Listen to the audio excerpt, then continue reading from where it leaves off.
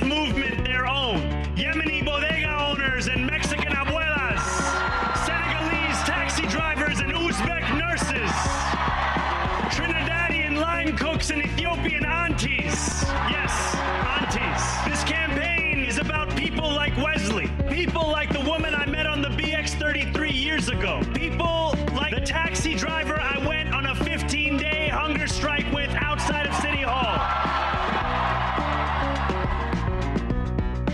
My brother, we are in City Hall now.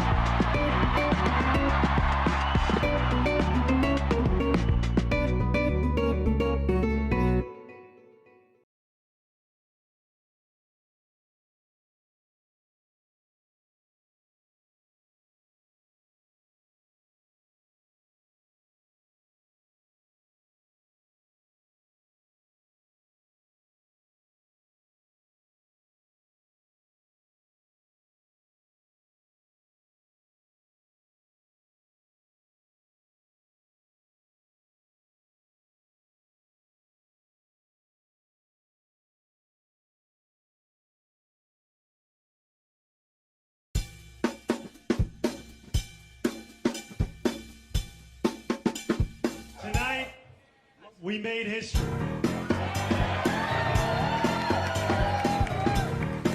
the words of Nelson Mandela, it always seems impossible until it is done.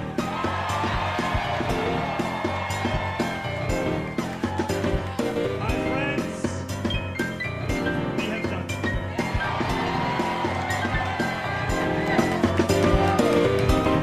I will be your Democratic nominee for the mayor of New York City.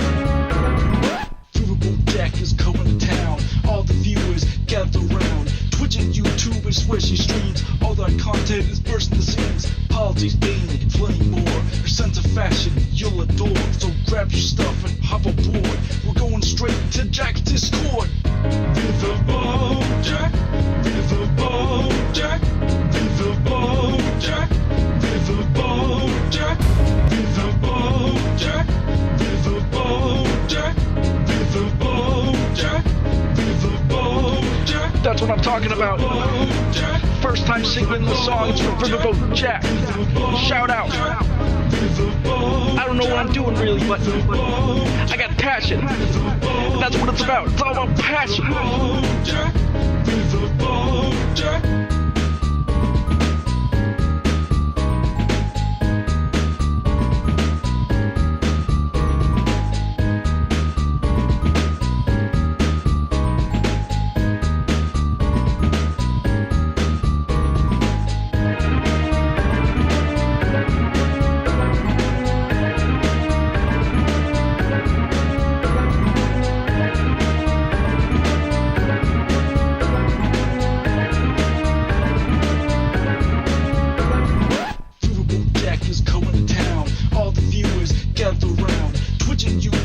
Where she streams, all that content is bursting the seams. Politics, gaming, and plenty more. Her sense of fashion you'll adore. So grab your stuff and hop aboard.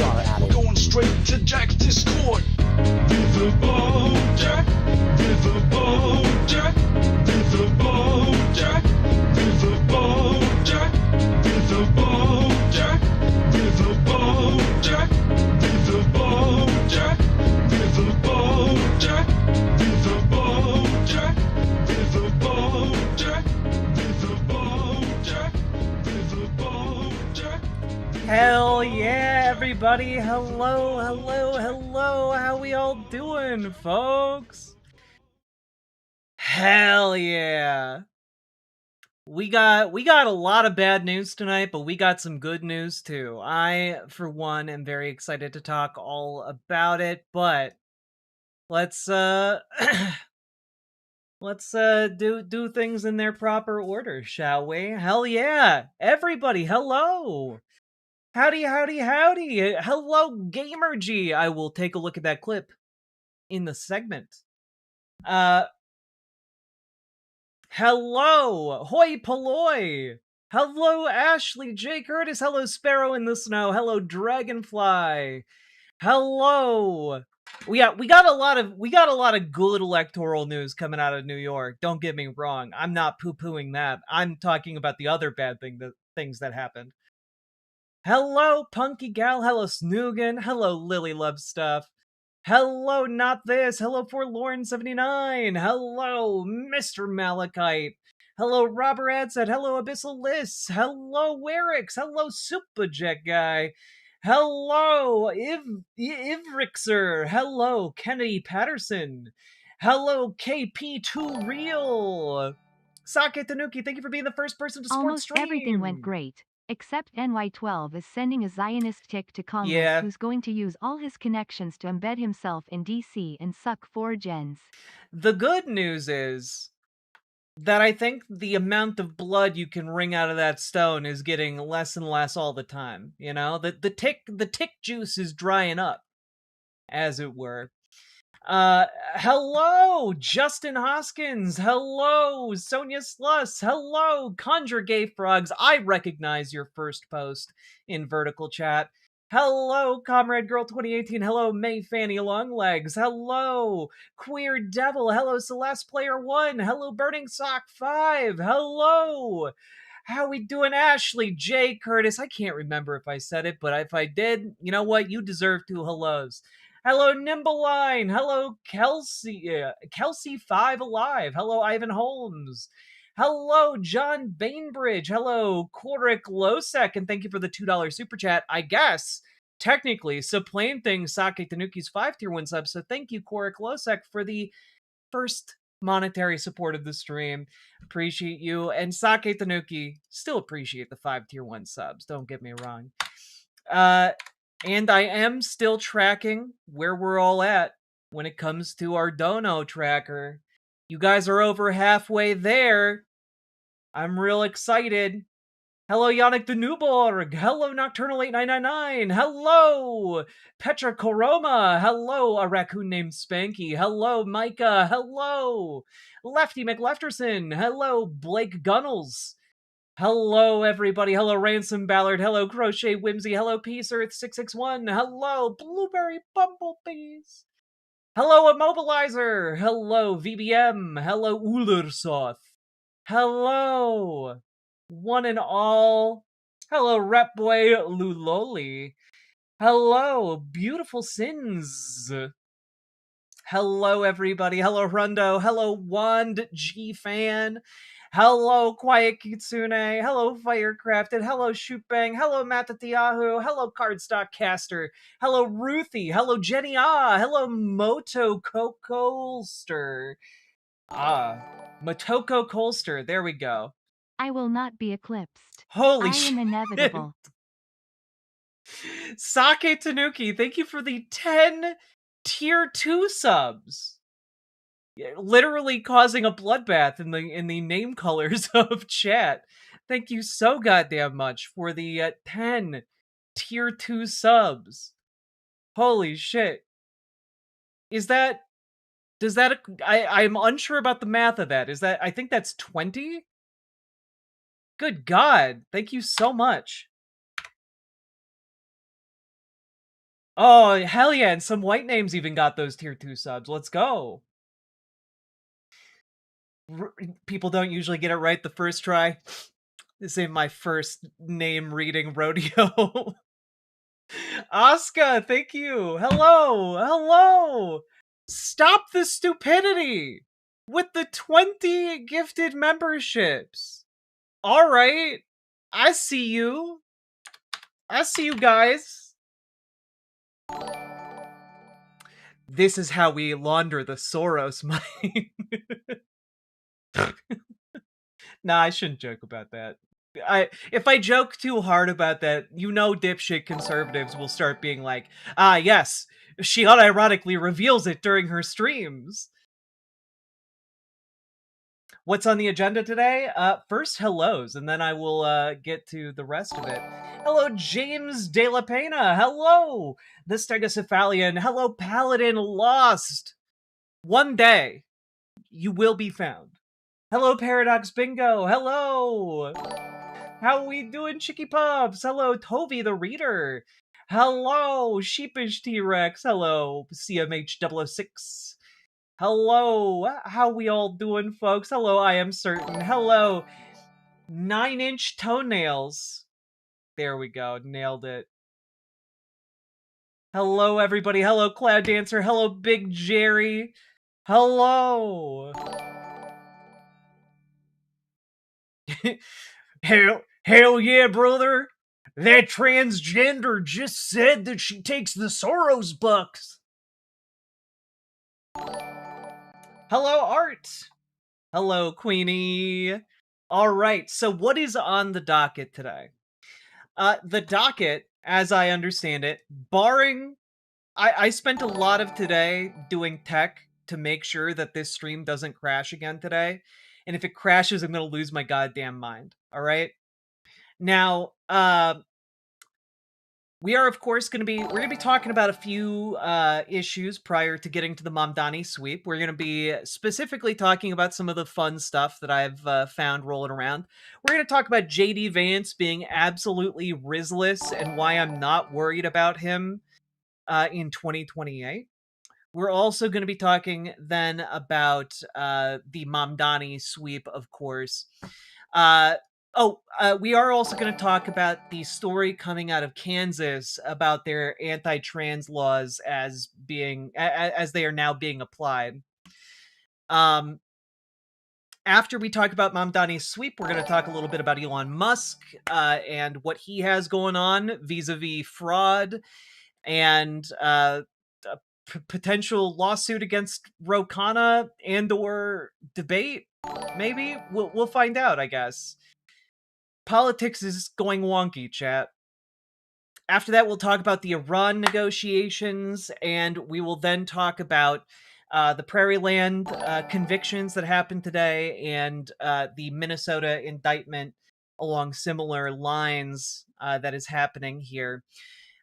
We'll also be talking about Nebraska's independent candidate that so impressed us with his ad not that long ago. I'm sure many of you will remember it when we play that ad again.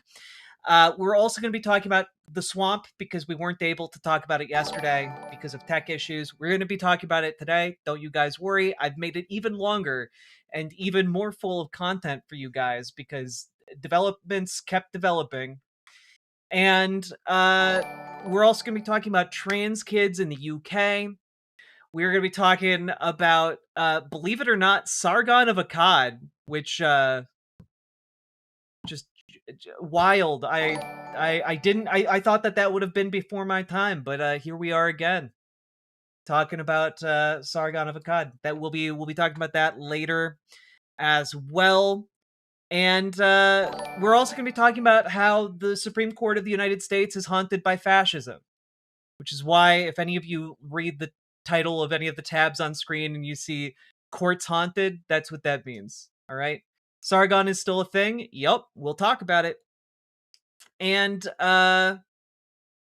yeah, if we manage to make it through all of that, we got a couple Kyle Clark interviews lined up. One with Republican Representative Lauren Boebert, and also one with the candidate I am excited about, Melat Kiros. So we'll be potentially getting to all of that. But as you can tell, we've got a absolutely packed show tonight. All right, we're gonna be trying to get through stuff at a good clip. So buckle yourselves in, folks. That's right. We're gonna hopefully hear from one of the best newsmen in the United States, and definitely the best newsman in Colorado, Kyle fucking Clark.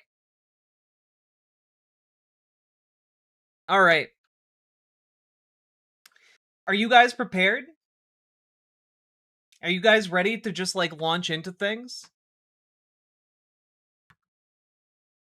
Because I woke up with a mad amount of anxiety and I prepped a goddamn show for you guys.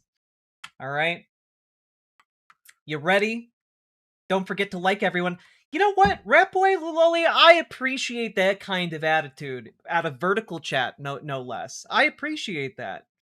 That's a good reminder. Everyone should be following Vertical Chat's lead and hitting the like button on the stream. It's very important. It helps people find the show, and it's really helpful. So please consider doing that. This is a 15 Barbie show and a 2 Barbie. Go. Click the button. Click the button. No. Click the button. Click the goddamn button. Click the button. Click the button. Click the button. Click the goddamn button. Click the button. Click the button.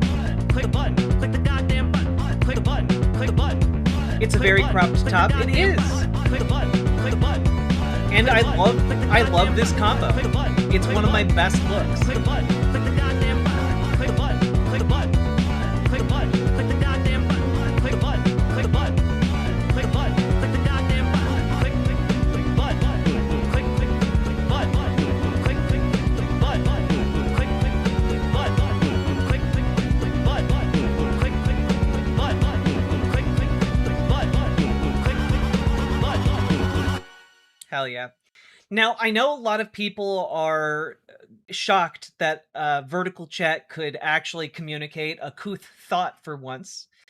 However, the hope is that over time, more and more cool people will hang out in Vertical Chat as well, and it won't just be a blood-filled wasteland. Just mods, hulking monsters wandering the wastes, smacking anything that lives. Alright. You're a thirst trap right now? Good! Because you know what? There's nothing that precludes me from both being a thirst trap and giving you cutting-edge political analysis, alright? And you know what? At some point, I will dress more Just mature like and Mamdani appropriately. has a great vision for New York. This booba window provides a great view for chat. I agree. Look, I went through a lot of trouble and sacrificed a lot of relationships and things so that I could have an incredible rack. And you know what? I'm gonna enjoy it. Alright. Also, I figure the longer that I thirst trap, the more ridiculous transphobes get, you know? Just it makes them look very silly when they come in and they're like trying to misgender me to make me feel bad when I'm sitting here looking hot as fuck.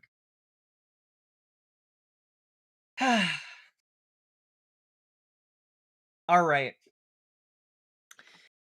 Let's get going. So, first off, folks, also Saki Tanuki, thank you for the 5 tier 1 subs. And yes, I am also excited to talk about policy. Um and boob windows, of course. Hey, Two Dads Smoochin'. All right. One of my favorite usernames to read in chat, by the way. You just got your letters for your FFS? Hell yeah, beautiful sins. Congratulations. All right. Uh here we go. I wanted to share with you guys a cool thing that I found because I think it's neat. Also, Stop the Stupidity. Thank you for the 5 gifted memberships. And of course, what I'm talking about is that tomorrow is the launch day for something called Convergence 3.0, which might not make any sense to you if you don't follow video game modding, and I don't blame you if you don't. But if you don't follow modding and you like the video game Elden Ring, this is a little treat for you.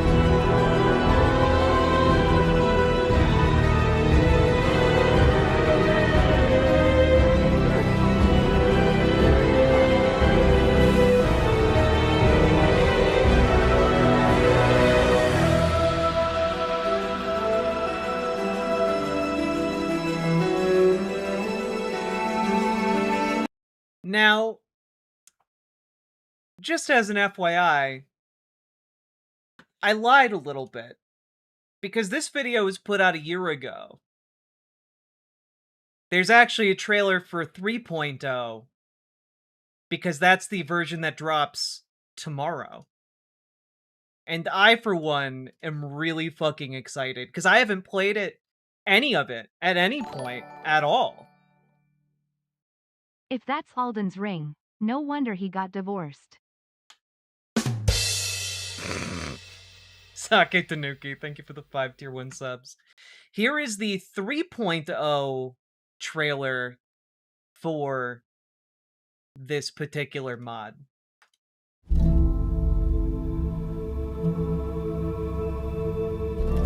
It's basically a massive overhaul of Elden Ring and adds a whole bunch of new stuff, new areas, etc.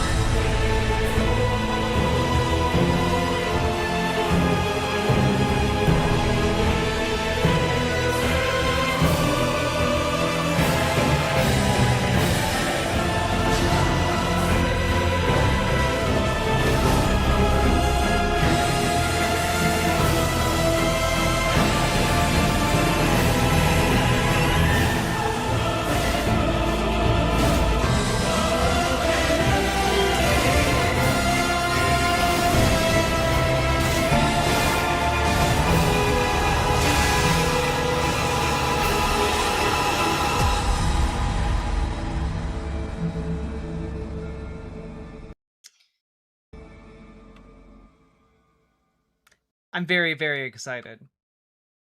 It is very cool, and the amount of stuff that they have added is crazy. Also, the music is not from Elden Ring. They added new music to this. This is effectively a gigantic DLC if you wanted to replay Elden Ring all over again, but with basically everything being new. It's very cool, and I am very excited about it.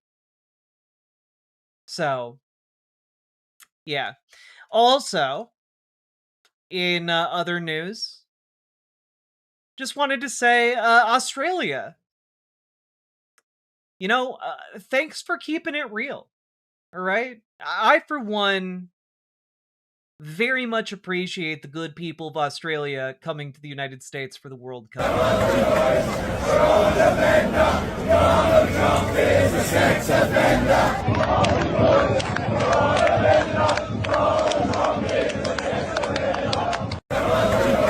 Just a bunch of wasted Australians wandering the United States, chanting about how they're on a alcoholic bender, and Donald Trump is a sex offender. And you know what? Those are some good lads right there. Like, that is some straight up good laddery, all right? Also, Stop the Stupidity, thank you for the 5 gifted memberships as well. I very much appreciate your support. All right, I just wanted to give a tip of the old American hat to Australia. All right. All right. Also, I lied. We have one official segment before we start anything else. So, folks, many of you know that I like to drink Monster energy drinks because I can't function without a constant infusion of caffeine. However, did you know that you could get a constant infusion of caffeine and the Holy Spirit? That's right, folks. You need to get some Yahweh energy in you. on our hearts to specifically preach the gospel through an energy drink. Yahweh's Berry Blessed is about $35 for a 12-pack. Jesus Juice is now a thing. It's where gym bro culture meets Christian wellness culture. This makes me like this repulses me on every conceivable level.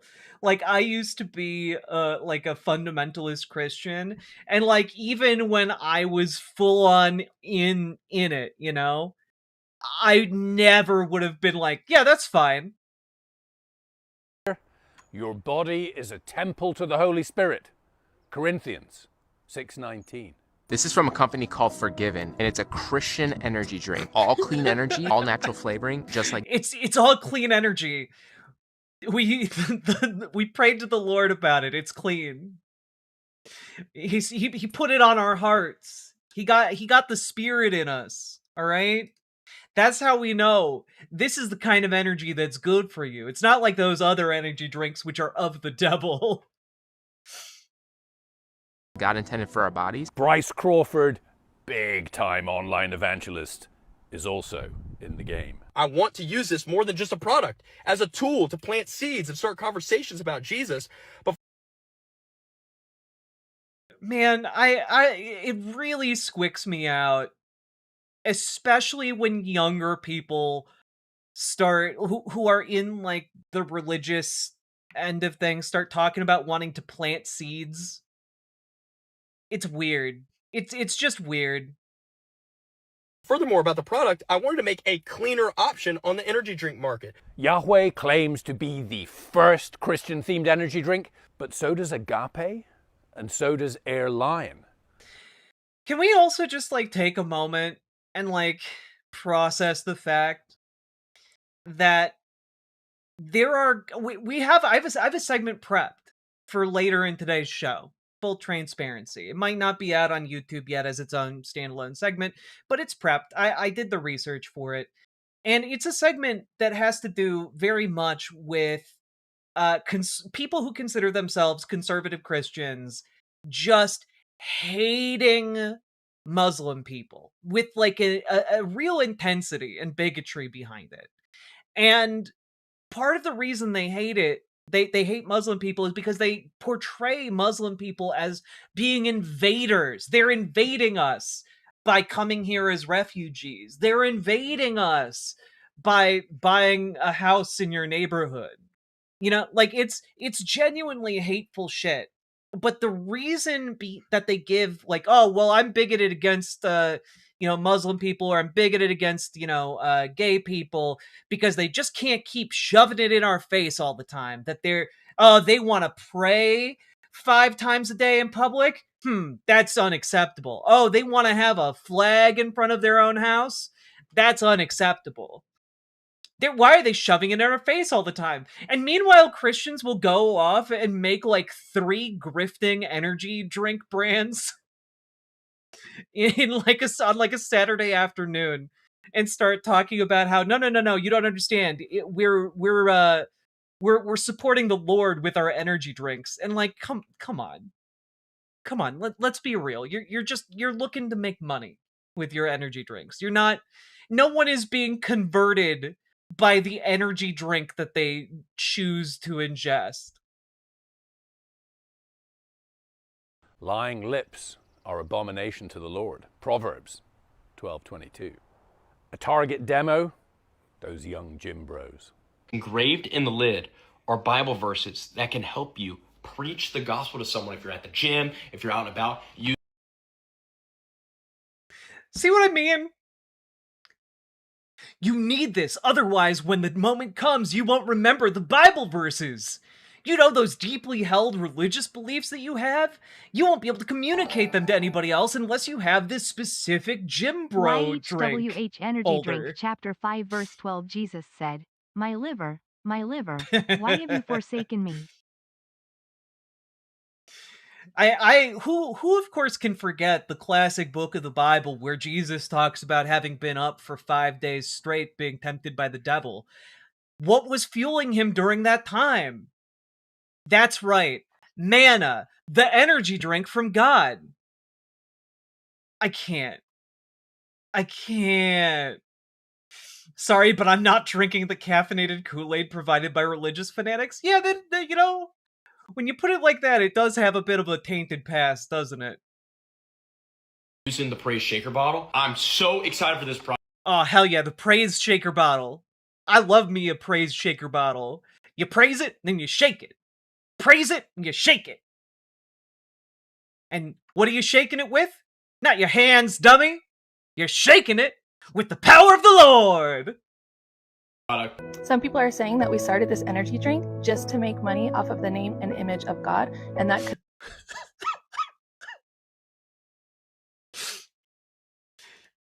You're saying that with the can turned directly to the camera with the picture of Jesus Christ on it. The level of shameless grifting that happens in the Christian church in 2026, it is shameful. Like, I'm not even religious, but like, god damn, you guys are bringing shame on your religion. And lo, Jesus said, my neck, my back. You know, I'm waiting for some I'm waiting for the Christian version of head on applied directly to the forehead. You know? Take this all of you and drink it. This is my Brando which has been given up for you, and plants crave it. This is my Brando. Indeed. Couldn't be further from the truth. It is, they say, about spreading the good word, but look, eligible for commission. There are riches here on earth, but the people at Yahweh, they say their real reward will be in the next life. God. You know what they say?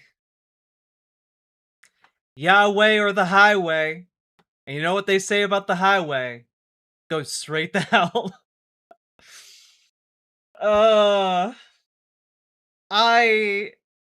I feel a lot of secondhand embarrassment from that. You know, like there is an element here where it's very funny, but what's less funny is the fact that the faculties for critical thinking among folks who may have been like just passive conservative Christians in the past has like actually degenerated.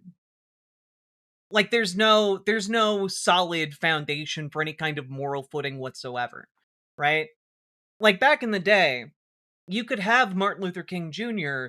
leading a religious movement and social and economic movement for freedom in the United States. And I feel like we've really come to a point where like it's really difficult to even make basic moral appeals to the conservative right in this country because they've all become completely divorced from reality. No, it's not a scam. We're just using God's face on our merchandise and telling you it will help save your immortal soul. No, guys. It's not political corruption for the president to make a $1.776 billion slush fund for himself. No, guys. Look, we really needed a war because of all of the exact reasons that were given to bring us to war in Iraq. You know, the thing you have all been talking about like it was a genuine evil for like the last 20 years. We're just gonna fall for it again. It's genuinely... There is something very dangerous in this level of commercialization and the acceptance of it and the proliferation of it in connection with like a Jack, economic... are you more of an Old Testament Christian or an Elani New Christian? I guess I'm more of an Old Testament one. Don't like those mixed fabrics. They chafe. You used to think that you'd never get to taste the salvation all over your face that you get from getting on your knees and pleasing Jesus. Well, now you can. Hey, you know what? You know when it's really fun to be railed animalistically by a man who loves you? And that man's name Jesus Christ. All right. Enough blasphemy for now. I just, we're in a bad place as a country, and I do think this is indicative of that. Anyway, if you forgive the blasphemy, if you got anything out of this, hit the like button, hit the subscribe button, leave a comment. What do you think about Yahweh energy? What do you think about that? Getting that Holy Spirit in you? I don't know. I was trying to think of a third prompt, and everything that I'm thinking of now is just wholly inappropriate. So I'm just gonna skip the third one. Logan Hill, though, in YouTube chat with an excellent question. Can you baptize your child in it? And I would also like to add, can you do communion with it? I think these are two very important questions to be asking Yahweh energy. All right. Anyway, I'm just asking questions. And folks, go get organized. Join your local Dems, join your local DSA. If you need help doing that, join our Discord. Reach out to GamerG for help joining your DSA. Reach out to Dragonfly for help joining your local Dems. They can also both give you advice on how to maneuver within those organizations, how to get them to move further left, even if there are people who might be resistant to those ideas. And they can tell you what worked with their own advocacy because they have years of experience doing exactly that. So please take advantage of the tools and folks who want to dedicate their time to helping you. Get involved, because when you get involved, we can make huge changes happen. Also, there's a link down below in the description for Progressive Victory, and they can plug you in directly to do door knocking, phone banking, text banking, research, etc. for campaigns all across the country. And you can do a lot of that stuff remotely, regardless of where you are. Don't you just love how Christianity has become synonymous with being a terrible person? I mean, I don't think that Christianity has become synonymous with being a terrible person, first and foremost. I do think that it is being co-opted by fascists. Then where does the yellow liquid come from? The yellow liquid comes from that's Jesus bile, probably. I'm not a doctor. Don't quote me. Please look forward to my new Christian-themed alcoholic beverage line, Holy Spirits. Knifeiest Duck? That is an ingenious product line. You need to get on that immediately. All right? You need to get on that immediately. All right? I guarantee you start soliciting investors, you're going to get like $10 million on that idea, no problem. All right? You got this. I believe in you. New from Charlie Kirk Winery. We carry the grape wine. Put the holiest of spirits in you. No! Oh, Paladin, brutal. All right. All that being said, folks, last but not least, check out ImogeneOlivia.com, gender euphoric lingerie designed from the ground up for trans femmes, also tested with cis men, cis women, non-binary folks. Check it out, ImogeneOlivia.com. It's non-tucking lingerie that's comfortable and sexy. Link down in the description. Let's keep on going.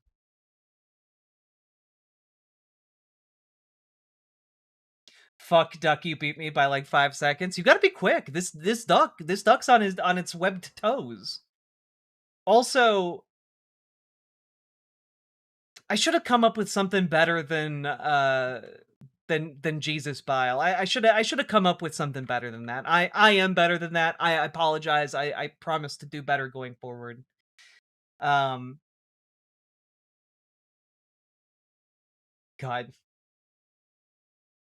I'd forgotten it was a segment until that outro. You know? As it is.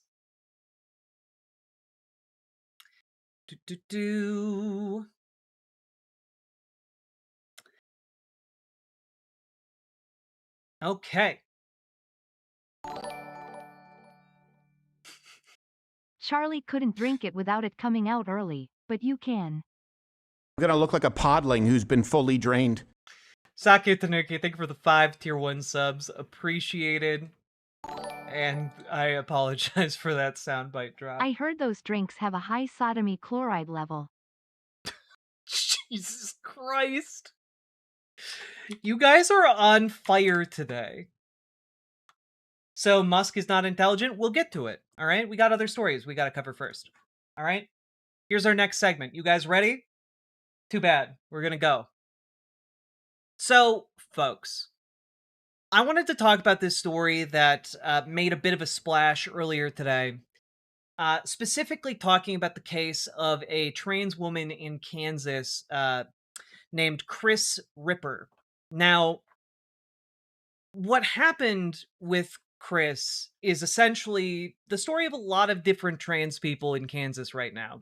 Many of you may recall that Kansas put together what amounts to a bounty hunting bill for trans people, where people in Kansas can now, if they feel like they have used the bathroom with a trans person in it, they can then sue said trans person for damages.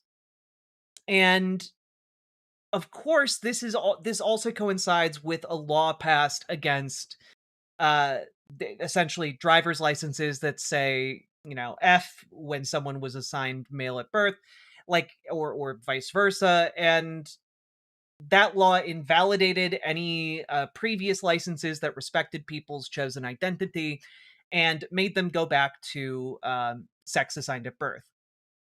Now, what of course winds up happening here is that you have trans people who in Kansas have to follow the law. So they changed their IDs back. And Chris Ripper is one of those trans people who changed her ID back.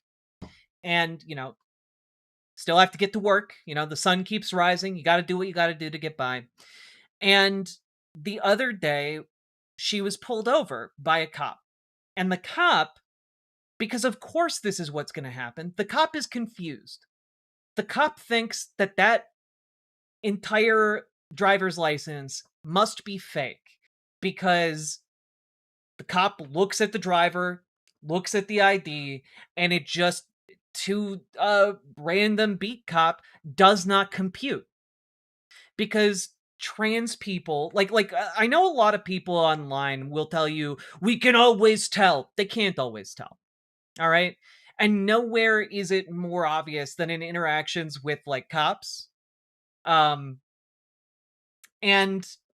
of course, what ended up happening was actually pretty cool. The cop gave her a warning related, I think, to her headlights or taillights. And she went about with her business. And then a few days later receives notice that she is being brought up on charges for, let me see if I can get this right here. Yes. Operating a motor vehicle without a valid license, which is a Class B misdemeanor, and carries with it 6 months of jail time and or a $1,000 fine. So, because this cop was confused by Kansas's own ID laws, like, it wound up being that the cop, I guess, decided later to fill out paperwork to charge this poor woman. And this has now, of course, resulted in a major kerfuffle that has reverberated throughout the trans community nationwide, because everyone is paying attention to what's happening in Kansas, right? And, it's pretty awful. A lot of this reporting comes from Transitics, which is a Substack. Fair, trans women always are getting warnings about their headlights or taillights, depending on how far they're in the process. That's true. That is true. At your comment, I am recalling how transphobes freaked out about a trans woman at the White House with her boobs out. They want it both ways. They just want to control women's bodies, and being bigoted against trans people is one way of achieving that in their eyes. But I do have good news for this story, which is, while it is very scary and it could have gone really, really poorly, earlier today, Kansas did say that the charges have been dismissed by the county prosecutor. So Chris Ripper is not going to be prosecuted. That's great. But it really does drive home the fact that these states are passing laws against trans people willy-nilly, and they have real-world consequences.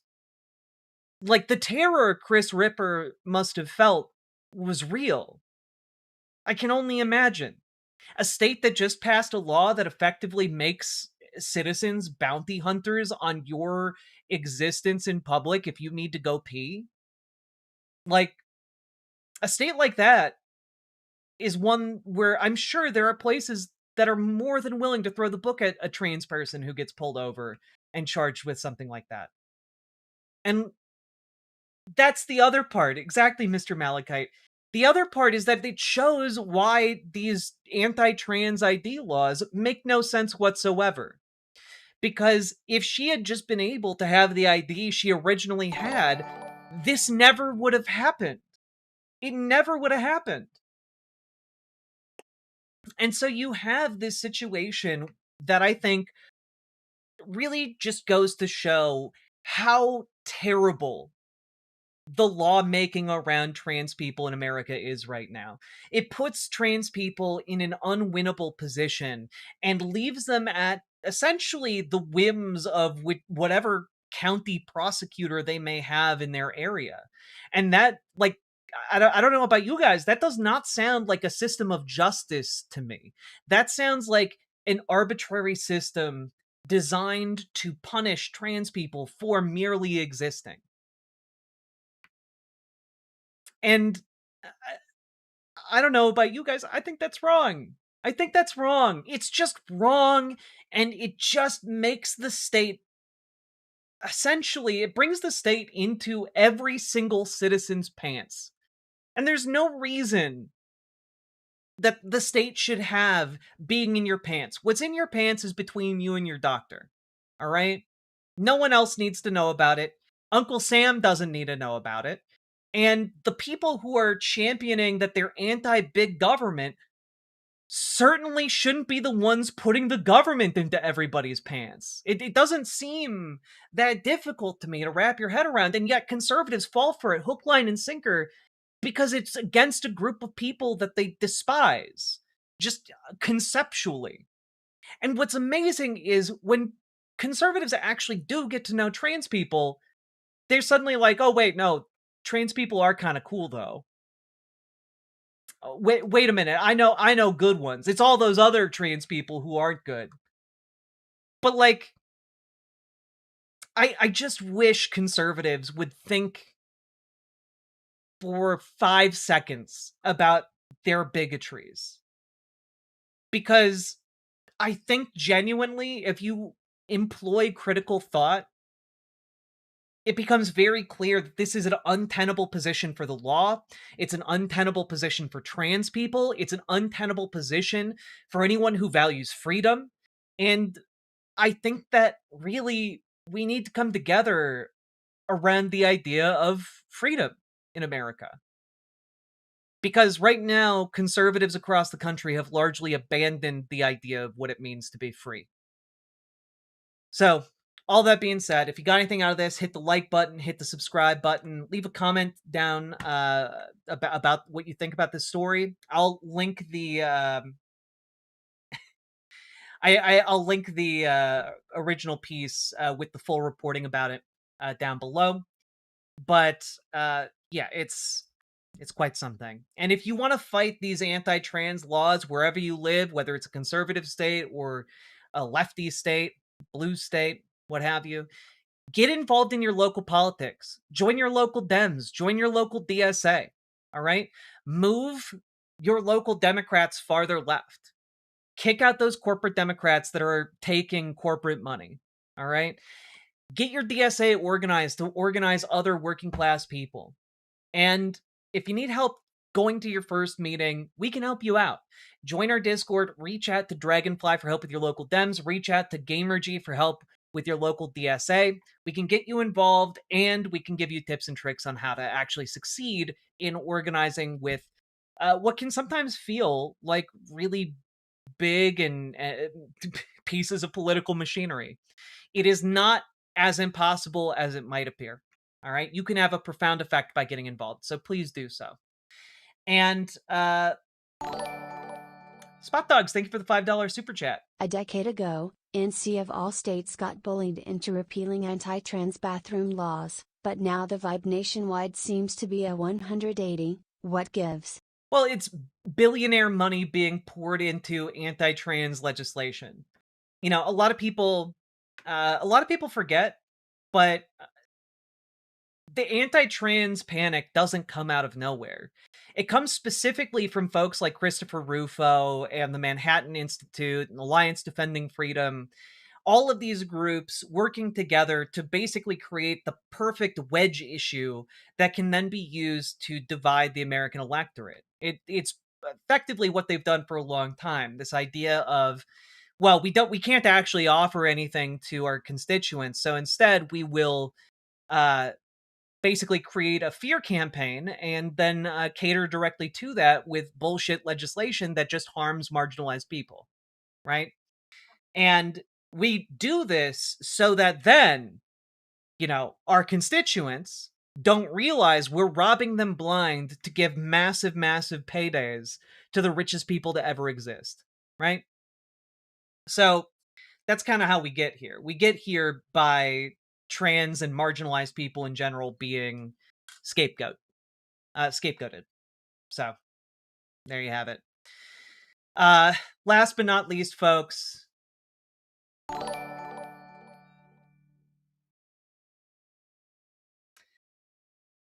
not trying to derail, but isn't it clear that these laws affect male to female more than they affect female to male?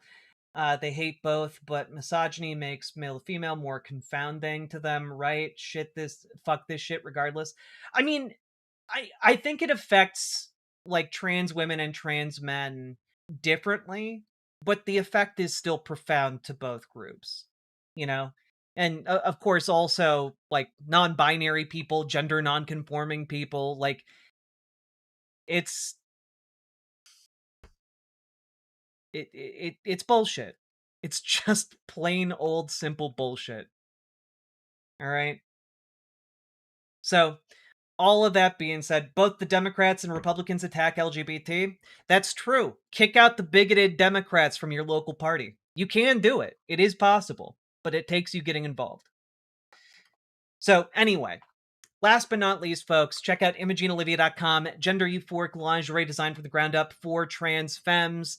Also tested with cis men, cis women, non-binary folks. It's comfortable, sexy, non-tucking lingerie. Check it out, ImogeneOlivia.com. Link down in the description. Let's keep on going.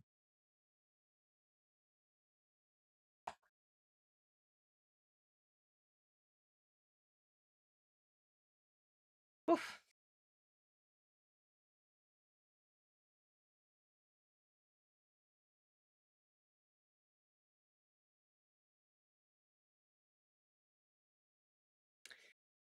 Oof. All right. Now, I have done my best, right? I have done my best to try and pace today's show in Comrade Girl, the PV, stop using the PV command. It's not updated. It's not going to be updated today.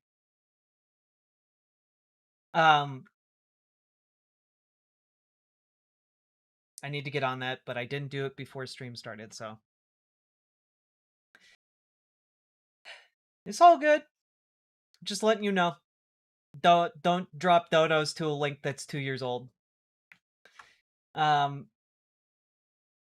a mini panic that I arrived at the end of the live. Then I remembered you do an intro outro to different segments within the live. I do!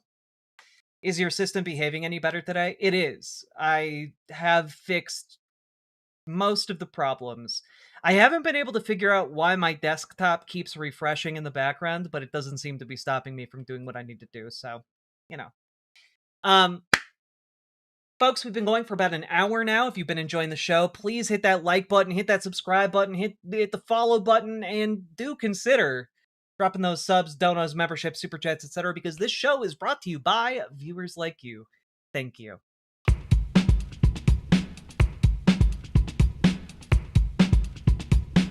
Jazz Dog, I hope you're on the mend. Click a button, click a button, click a button, click the goddamn button, click a button, click a button, click a button, click the goddamn button, click a button, click a button, click a button, click the goddamn button, click a button, click a button, click a button, click the goddamn button, click a button, click a button, click a button, click the goddamn button, click a button, click a button, click a button, click the goddamn button, click a button, click a button, click a button, click the goddamn button, click a button, click a button.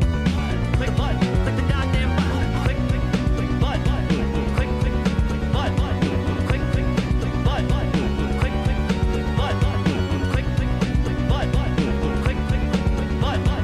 click button. Let's go. Also, I'm still not Jazz Dog. I'm still not over sodomy chloride levels. God. Emojing all the peepholes, living for boobay. Hell yeah. Imagine, no wait, emojing all the peepholes, living for boobay.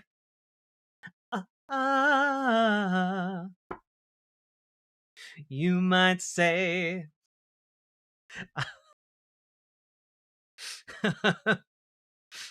I can't do that. I can't go as far as my brain wanted to take that.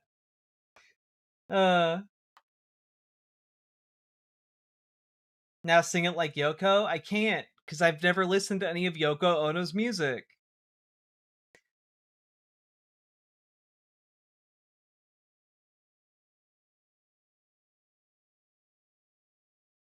Let's see here. I saw a comment I wanted to respond to, but I don't know what happened to it. The out of context clips from that would go crazy. Absolutely.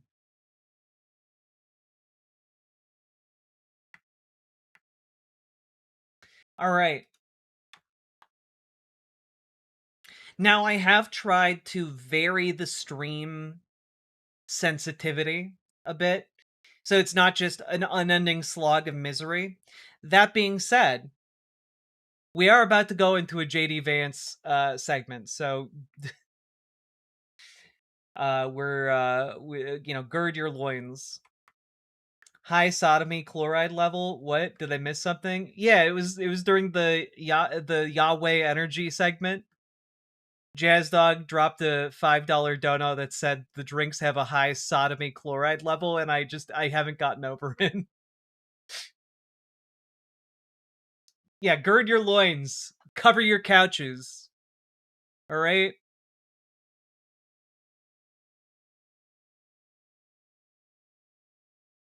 Okay. Here we go.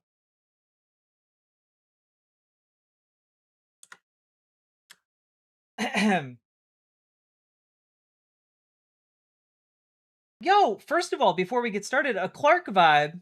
You went to your first local Democrat meeting for your district, pumped with all interned and ready to get involved. Hell yeah! Good job, Clark. Also, Judgment for Rezone. Thank you for gifting a sub to Motoko Colster. Let's go! Getting people involved. This is what I live for. I love it. Virtual hug. Hell yeah. All right. Also, Judgment for Rezone, thank you also for subscribing. Let's do it. So, folks, we have to talk about the fact that JD Vance is desperate. He desperately wants to be taken as a big boy. Actually, we're going to try this again. Judgment Free Zone, thank you for gifting a sub to Creamy Hamster. And let's go.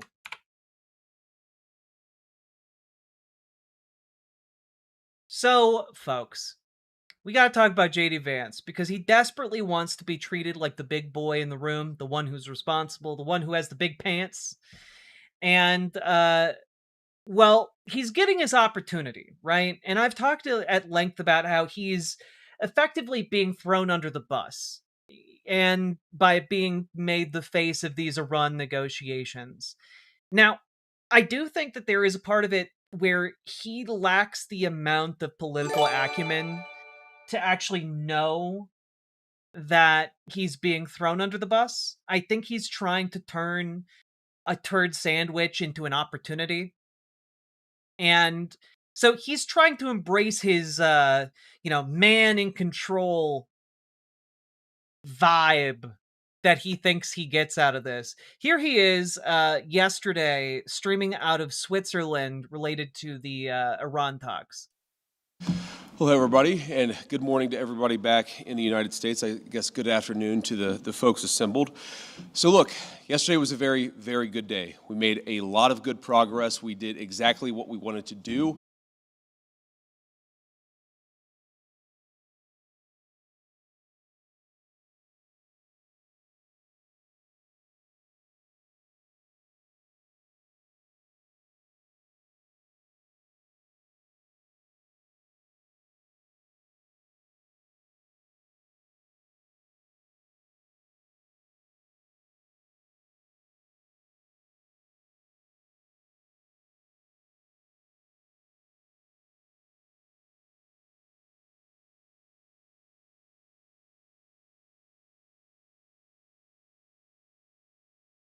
Okay, we're back.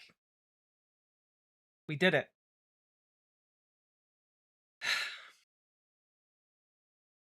So, it seems like my streaming software released an update literally today. After I spent all day trying to fix it, the problem was I just needed to update this again. So hopefully we are good to go now.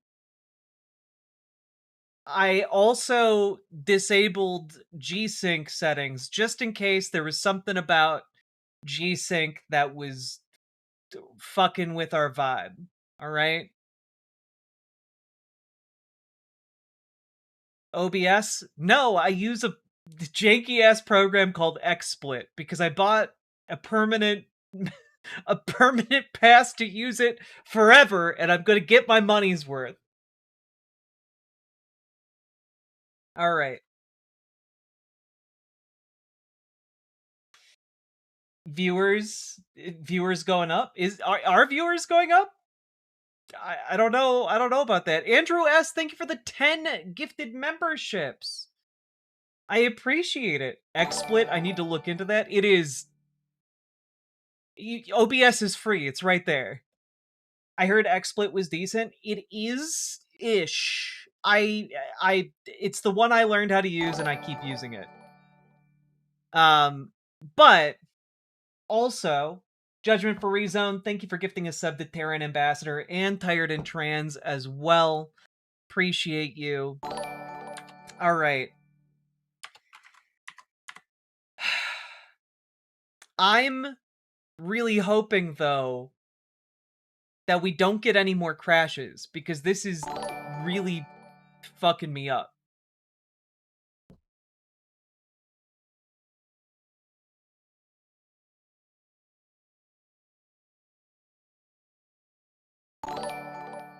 XSplit girl, I know!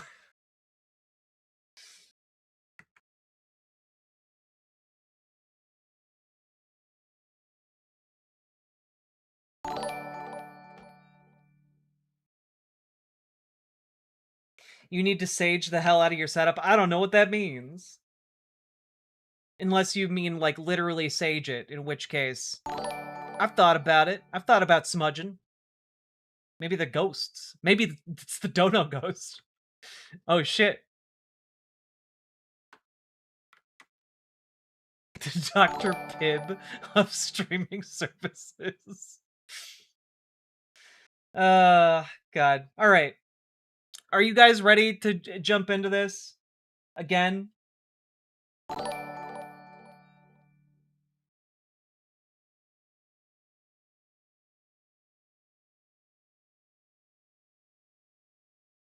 Well, to be very clear, it's not just YouTube and XSplit not playing nice. It's something that's causing the entirety of XSplit on my end to lock up.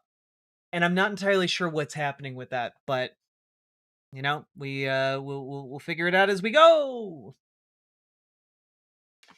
All right, here we go. I'm so ready again. Yeah, let's try and rebuild some of that momentum, because every single time that happens, we lose like half the people watching, and it's devastating. All right. Comrade Girl 2018. Money for the software glitches. Thank you very much for the 5 tier 1 subs. I appreciate it. Goes a long way towards helping me, like, just get calm again. Sake Tanuki, thank you for the 5 tier 1 subs. XSplit? Let me bust out my TeamSpeak and my Netscape navigator so I can ask Jeeves. Okay, but TeamSpeak was top. And, you know, the real ones remember Mumble, alright? Mumble was aces. Everyone, TeamSpeak did you was exercise great. today? The fascists did. Why haven't you? Uncle Simric, also, thank you. everyone donate so the dono ghost stops its shenanigans. Thank you for the $5 super chat. Good night, Kermit Thorson. All right. Let's do this. I mean, clearly, JD Vance is so risless that he crashed the stream, right? Like that. Clearly, JD Vance is so risless that he crashed the stream. So let's get back into this, all right? Millions and millions of barrels of crude and natural gas flowing through the Strait of Hormuz that weren't flowing before. But we also wanted to make sure that we actually set up the coordination mechanism so that we could demine the Straits of Hormuz, so that when there are the conflicts that inevitably come up, we can make sure we work through them rather than that leading to escalation. And that is exactly what we did yesterday. Yeah, you know, JD Vance going out there, telling it like it is, definitely not making anything the fuck up. Definitely not, you know, doing some crazy truth bending out there like he's a fucking avatar. Let's just take a quick look. How's the situation getting those ships through the Strait of Hormuz? It's open now, right? It's all open, right? JD Vance looks like a wax sculpture version of JD Vance. It's true. JD Vance does look like a fake version of himself. And thank you for the 5 tier 1 sub, Sake Tanuki. But let's just take a quick look. How's the International Maritime Organization doing? You know, I love checking the International Maritime Organization. It's one of my favorite activities. Let's just take a quick look here. IMO announces evacuation plan in the Strait of Hormuz. Find out more. Boy, howdy. Large-scale operation to be carried out in cooperation with states and industry. Following the signing of the Memorandum of Understanding between the Islamic Republic of Iran and the United States, IMO Secretary General Mr. Arsenio Dominguez issued the statement. After months of hardship and distress for thousands of innocent seafarers and negative impact for the whole world, I welcome with deep satisfaction the peace agreement concluded between the United States and Iran, marking a decisive step towards restoring maritime security and bringing to an end the unacceptable attacks against civilian shipping. And, yeah, let's see. We will begin the implementation of the evacuation plan for over 11,000 seafarers still stranded in the region. You know, you know those classic scenarios where we've opened the Strait of Hormuz up to shipping, but 11,000 people are still stranded on their boats. Classic JD Vance. So that was a fucking lie. Yeah, it turns out a lot of the things that JD Vance has been saying coming out of the Iran talks have been lies. In particular, and that's not just JD Vance. It's an awful lot of the folks who are talking in the United States about these negotiations. Let's just take a quick look here. Let's see. I think it was this one. No. Is it this? Yeah, here we go. This was from 9 hours ago as the talks were continuing. A few days ago, Vance said specifically that they had called the inspectors in early hours of the morning to set them up and become inspectors of Iran's nuclear sites. We've had Trump repeatedly posting in the last 48 hours that Iranians have agreed to weapons inspectors coming in to examine and monitor those sites. The Iranians say no, that is not the case. Yet another discrepancy. Right? Like, it's just lies, guys. It's just lies. Seafaring men in contested waters. Sake Tanuki, thank you for the 5 tier 1 subs. We'll take a look at that link in a moment here. But first, we got to finish talking about our man JD. Now, how did JD Vance become the guy who's negotiating all of this? How did he become the big boy with his big boy pants in this particular circumstance? I mean, after all, previously he was just so not busy, he was able to write a book and do an entire book tour. So how is he now the face of negotiations? And they claimed the Kabul evacuation was a disaster. Right? Let's just take a quick look. Here's MS Now. Vice President JD Vance has become the face of the U.S. negotiations with Iran. And sources in and around the White House tell me picking him to lead was a surprising decision. Apart from being adamantly against the war at the start, according to multiple current and former U.S. officials, the vice president also has limited high-level foreign policy experience. It might sound like the job for the nation's top diplomat, Secretary of State Marco Rubio, but a White House official told me Rubio avoided becoming the lead of the U.S.-Iran deal because he understood how unlikely it was to succeed. Vance, on the other hand, believes a successful deal with Iran is not out of reach, the official said. Another White House official made the argument to me that Vance was the wrong choice to lead negotiations because the people most in need of convincing about the interim deal share Rubio's view on foreign policy. They added that having Rubio lead would have ushered in support from a skeptical part of the Republican Party. And another former senior administration official told my co-author David Rode that some of Vance's public claims about Iran are either an attempt to mislead Americans or a sign of naivety about Tehran. Being the face of the negotiations has proven quite the uphill battle. Yeah, so just to be very clear, what seems to be coming out, if you put together a lot of the pieces of information here, is that JD Vance was like, no, guys, we totally can get a deal done here. And everyone else who has experience doing foreign policy stuff took a look at this and said, no, I don't think we can. And then they all got into their separate camps, and JD Vance went off to go and try and do what is considered a pretty impossible balancing act between the demands of the Trump administration and what Iran is looking for, right? And this is not a sign of JD Vance's strength as much as he is trying to make it appear like it is. It is a sign of his weakness. It's a sign of his inability to read the situation and inability to understand the power dynamics at play, right? And part of the problem here is that, can he be worse at this than Jared Kushner was? Yes, because Jared Kushner's presence was actually a known quantity, right? Like, Jared Kushner is very clearly only in the room for these high-level negotiations so that he can be a liaison between the Trump family and these To be fair, different Republicans regimes. have so much experience lying about being STR-8, it would be weird for them to tell the truth about the Strait of Hormuz. Well, you know, it's funny that you mention lying about being straight.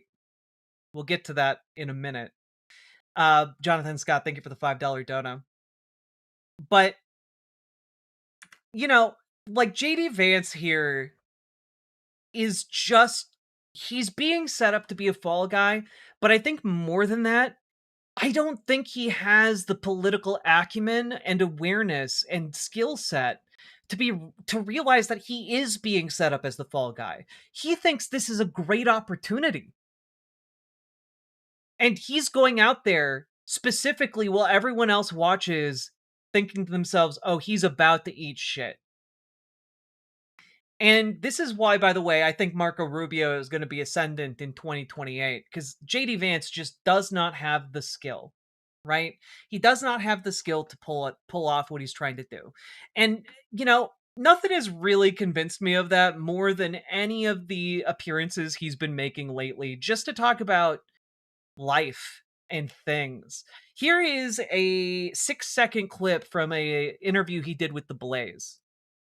And now I'm just all like, I would have 9 kids, but as you know, it takes 2 to tango. And now I'm just all like, I would have 9 kids, but as you know, it takes 2 to tango. That's an interesting way to just publicly admit that your wife does not want to have sex with you. But, clearly, if we saw him and Usha in the room together, there would be sparks flying. There are romance to end all romances when it comes to what is possible when 2 human hearts come together. I'm sure they just can't keep their hands off each other. That's right. Today's special reader is my husband, Vice President of the United States, J.D. Vance. Thanks for joining us today, honey. Of course. Good to see you.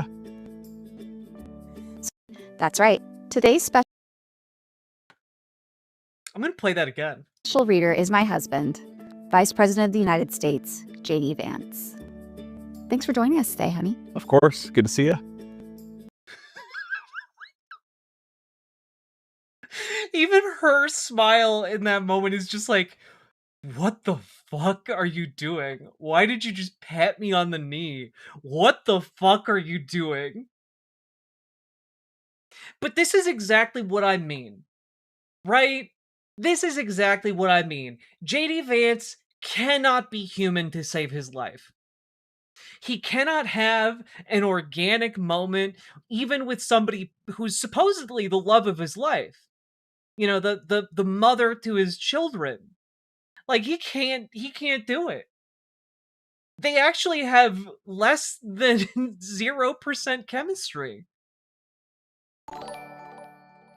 He said, "They're there." They're there, champ. You'll get them next time. Super Dark Shadow Andy, thank you for the $50 dono. But,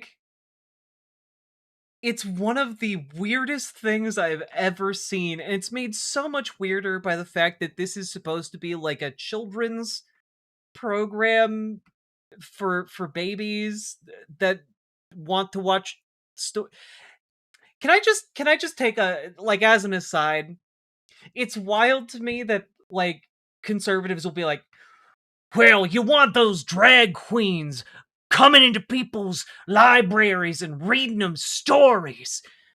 Oh, I'm so mad. I can't understand why people would want to read stories to children. And then meanwhile, the Second Lady of the United States has a program where she reads stories to children. Flame of Alden. You Shaw, not Vance.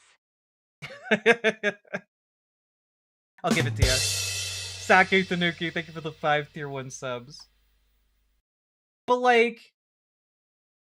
I don't know, it just seems to me, number one, J.D. Vance he lacks the riz. He lacks any and all political instinct. He is desperately, I think, trying to do something here if he is aware of his political situation sufficiently.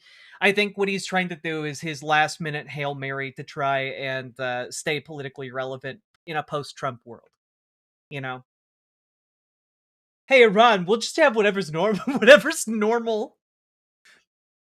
Hey, Iran. What was in the, out of curiosity, not because I don't know, I want to check if you guys know, do you know what was in the last Memorandum of Understanding you signed? I just want to make sure you guys know. We're really at that level. It is truly god-awful. Right? But I just have to say, he's incapable of coming across as a human. Because on top of the fact that he has less than 0% chemistry with his own wife, the problem with J.D. Vance fundamentally keeps coming back to this clip that all of you know and love because I play it every time I talk about J.D. Vance. All right? And that is, he actually is more believable as a guy who fucks couches than he is as a guy who loves his wife. Oh, look! It's Couch Fucker! You gonna fuck a couch, buddy? Right here. Do not go past this! Mr. Vice President,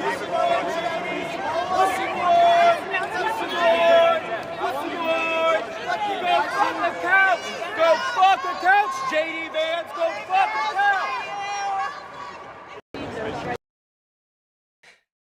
Like, the problem with JD Vance is that when this guy says, oh look, it's Couch Fucker. You actually pause and say, you know, I hadn't ever previously thought about the kind of person who would fuck a couch.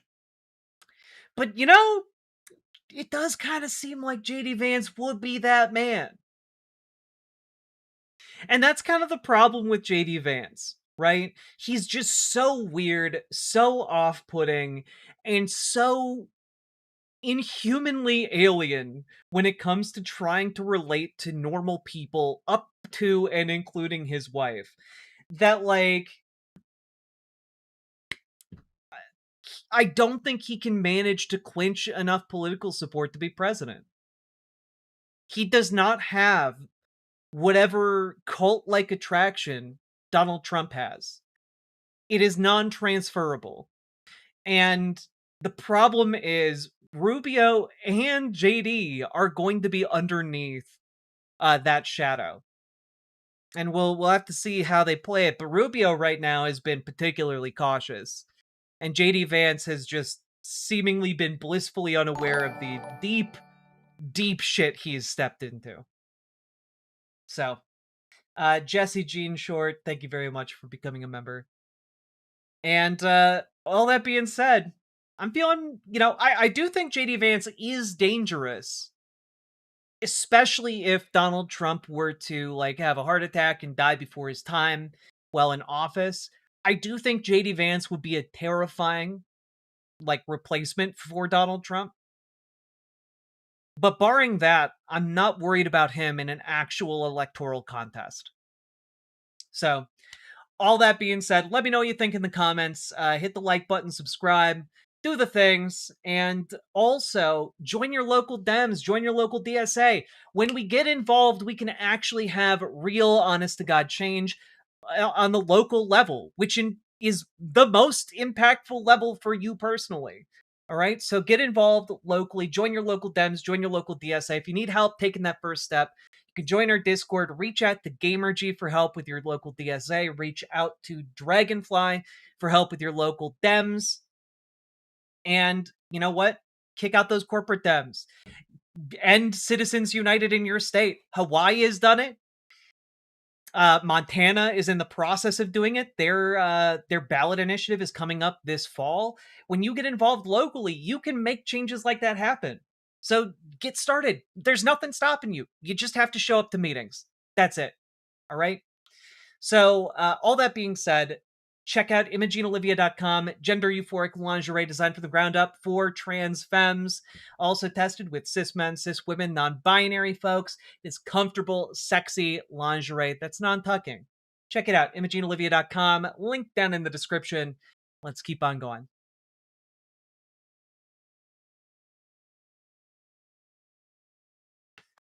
Oof. JD Vance actually fought for your freedom.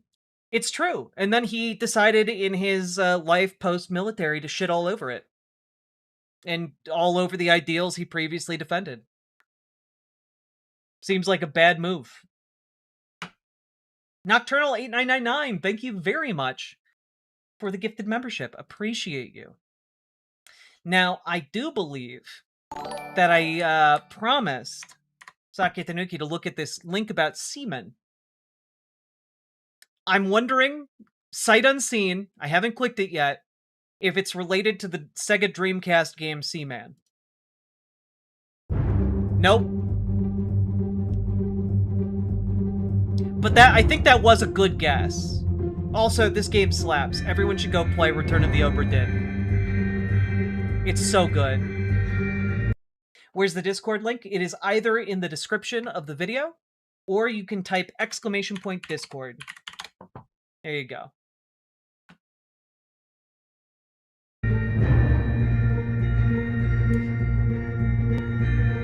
God, Lucas Pope fucking slapped with this one.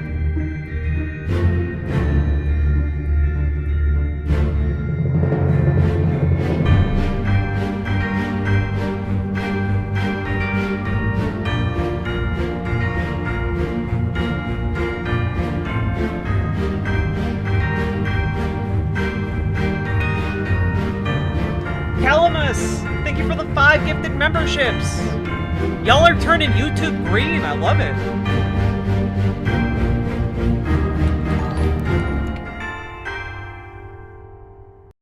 God. Lucas Pope. What has Lucas Pope been up to? Let's see, like, I'm just genuinely curious.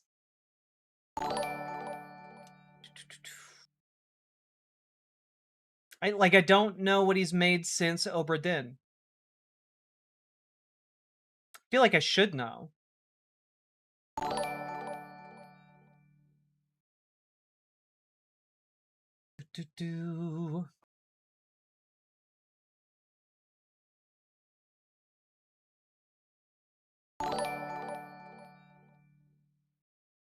Oh, he made a game called Mars Midnight. Mars After Midnight, rather.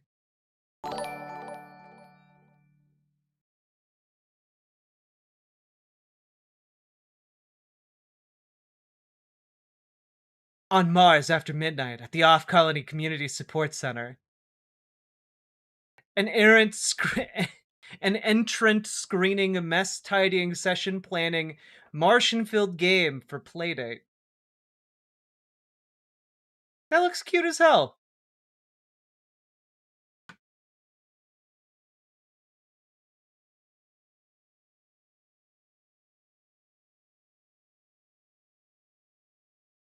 Oof.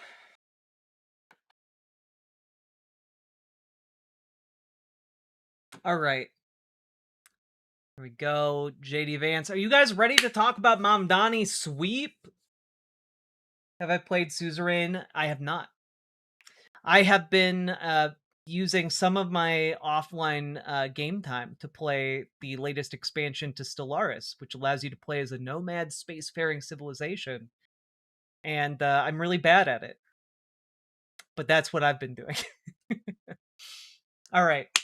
I will say, before we jump into our next segment, remember to hit the like button, hit the subscribe button, do the things, and consider supporting the show because you guys make this show possible. Could not do it without you fine folks.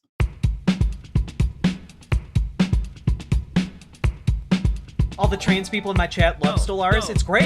Click a button. Click a button. Mamdani. Click a button. Super Dark Shadow Andy! Thank you for the $50 dono. Very much appreciated. Let's go! Click a button. Click a button. Click a button. Click the goddamn button. Click a button. Click a button. Click a button. Click the goddamn button. Click a button. Click a button. Click a button. Click the goddamn button. Click a button. Click a button. Click a button. Click the goddamn button. Click a button. Click a button. Click a button. Click the goddamn button. Click button. Click button. Click button. Click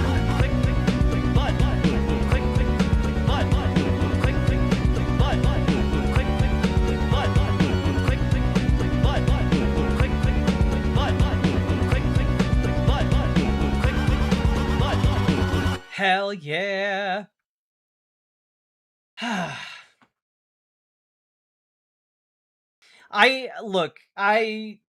I'm okay at traditional Stellaris, but god damn am I bad at playing a Nomad.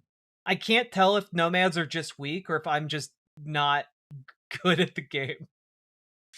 All right. Here we go, folks. All right. There we go. So, folks, we now live in the golden age of not just progressive politics, but socialist politics. You see, Zoran Mamdani endorsed a number of different candidates in the primaries against centrist incumbents. And, well, let's quick refresh your memory here. New York, we know anything's possible with a great team. I'm Brad Lander, and I'll block billionaires from buying our elections. I'm Maria Elisa Avila Chevalier, and I'll defend New York by abolishing ICE.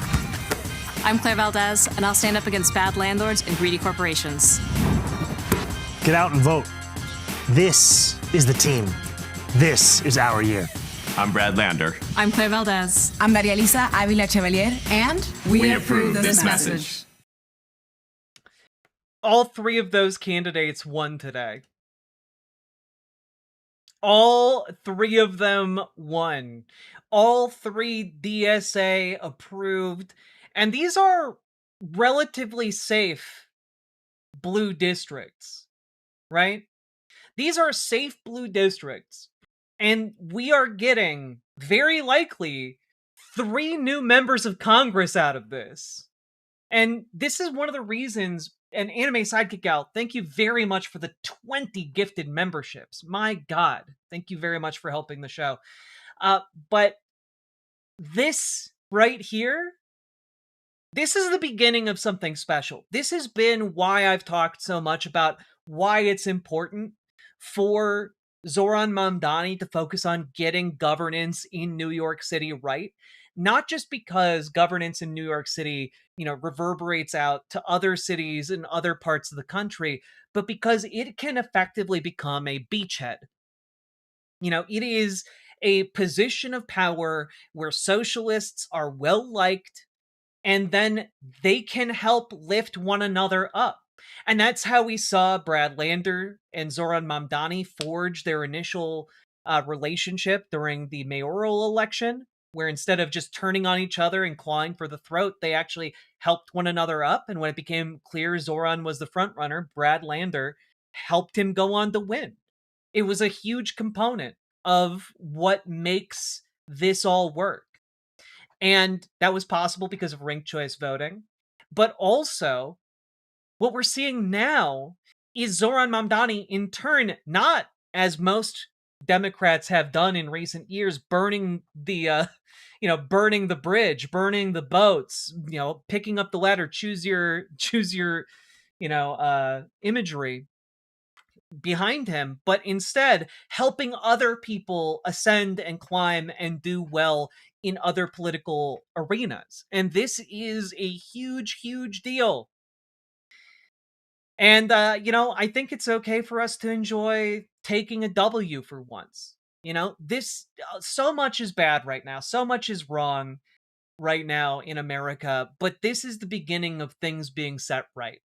And I did want to share with you guys this clip of Brad Lander finding out live on air in an interview that he had just won his primary. Brad Lander, we came on the air just a couple of minutes ago as the numbers were still coming in your race. I'm going to do something a little unusual here, so I want you to bear with me. Not many candidates are on CNN when they hear this music.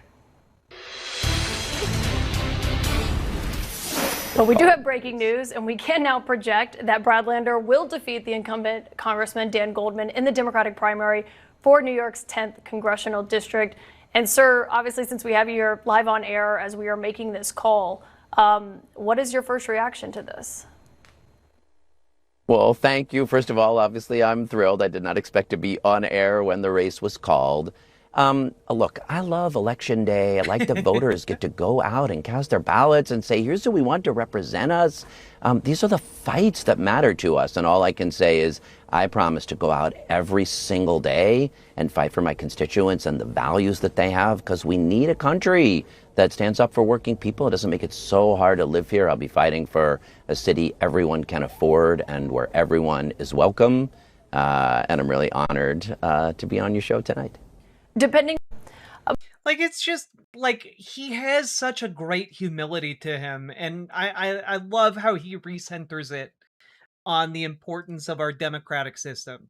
What a classy move. And it is very rare in America for so many different reasons to see an ascendant socialist movement. And it's so cool that we get to see that happen. Because I still remember taking my first steps into learning about what is socialism. You know, you had to go seek out, you had to go read theory. You had to you had to go to meetings. You had to watch Richard Wolff lectures online. You know, you had to do a fair amount of legwork because you would not see elected socialists in the vast majority of America. And it was only maybe like 8 years ago, 10 years ago, that suddenly the Democratic electorate became a lot more interested in what socialism is. And it's really cool that the most popular politician on the left, Alexandria Ocasio-Cortez, is a socialist. She's endorsed by the DSA. Mamdani, one of the most popular political figures in America, and one of the few people to get more popular after elected, is a socialist. And you get people running off of these DSA endorsements and running off of these, and they're winning. This is unprecedented. We have not seen a movement like this come into being since, since the last century, since Eugene Debs. It's really cool to see. You know, maybe we would have gotten it if Martin Luther King Jr. hadn't been assassinated. But we never fully saw the economic end of his dream. And so it's so cool to see this happen. And we are going to just kind of revel in the W for a minute. Let's take a look at Brad Lander's speech, because he gave a victory speech. And I haven't listened to it. I imagine it's worth listening to. Everything that we can save is worth saving. Yeah. Expect more. Yeah. All right.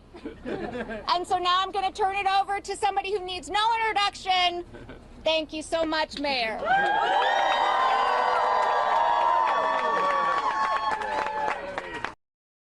Good evening, everyone. What a good evening it is. Can we hear it for Brad's incredible family? For Meg. 1 year ago, I had the pleasure of standing as your Democratic nominee and of standing next to Brad Lander as that was announced. I've known Brad for some time, first as a colleague, as a friend, and over the course of that race and beyond, as a partner in this work. And I knew then what we all know now, and what many of you all have known for years. Brad brings a kindness to this work. He brings a sincerity to this work. He brings a vision of politics that is more than what we've seen for so long. And when we think about what our country needs, as Meg said, we need an understanding of what Mr. Rogers would talk about all those decades ago. We need a good neighbor. We need someone who will always have our back. And I'm so proud to stand here to describe a friend of mine in the language I've used with hope, and now simply to say it as fact. Please join me in introducing your next Congress member, Brad Lander. Hell yeah, Brad's going to Congress! Let's go!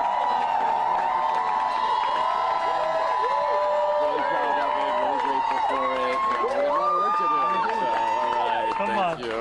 Get up here, buddy. All right, give it up one more time for the mayor of New York City. I do want to say I wish I could play his initial ad, because it's so charming. He's got the Mr. Rogers theme playing. It's so good. but it will get DMCA'd, and I know that because it got DMCA'd last time, and I just don't want to put up. I don't want to deal with that right now. Mamdani. It was an honor 1 year ago to work together to elect him the mayor of New York City. And it's been thrilling as he has been showing us what it looks like to fight for a New York City everyone can afford. For a place everyone is welcome. And for a city where we don't compromise on anyone's humanity. Thank you. It is also an element of promises made, promises kept, you know, like I remember watching Zoran's victory speech, and there was a huge contingent of Brad Lander supporters there, and you can hear them in the background of the speech chanting Brad, Brad, Brad, Brad. Yeah, I think that chant actually made it into the Jazz Dog song that we play every so often here. It's great.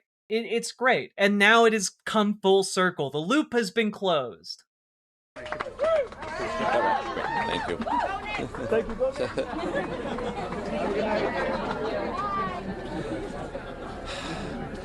What a glorious time to be a New Yorker. These past few weeks, there has been a powerful energy moving through our city.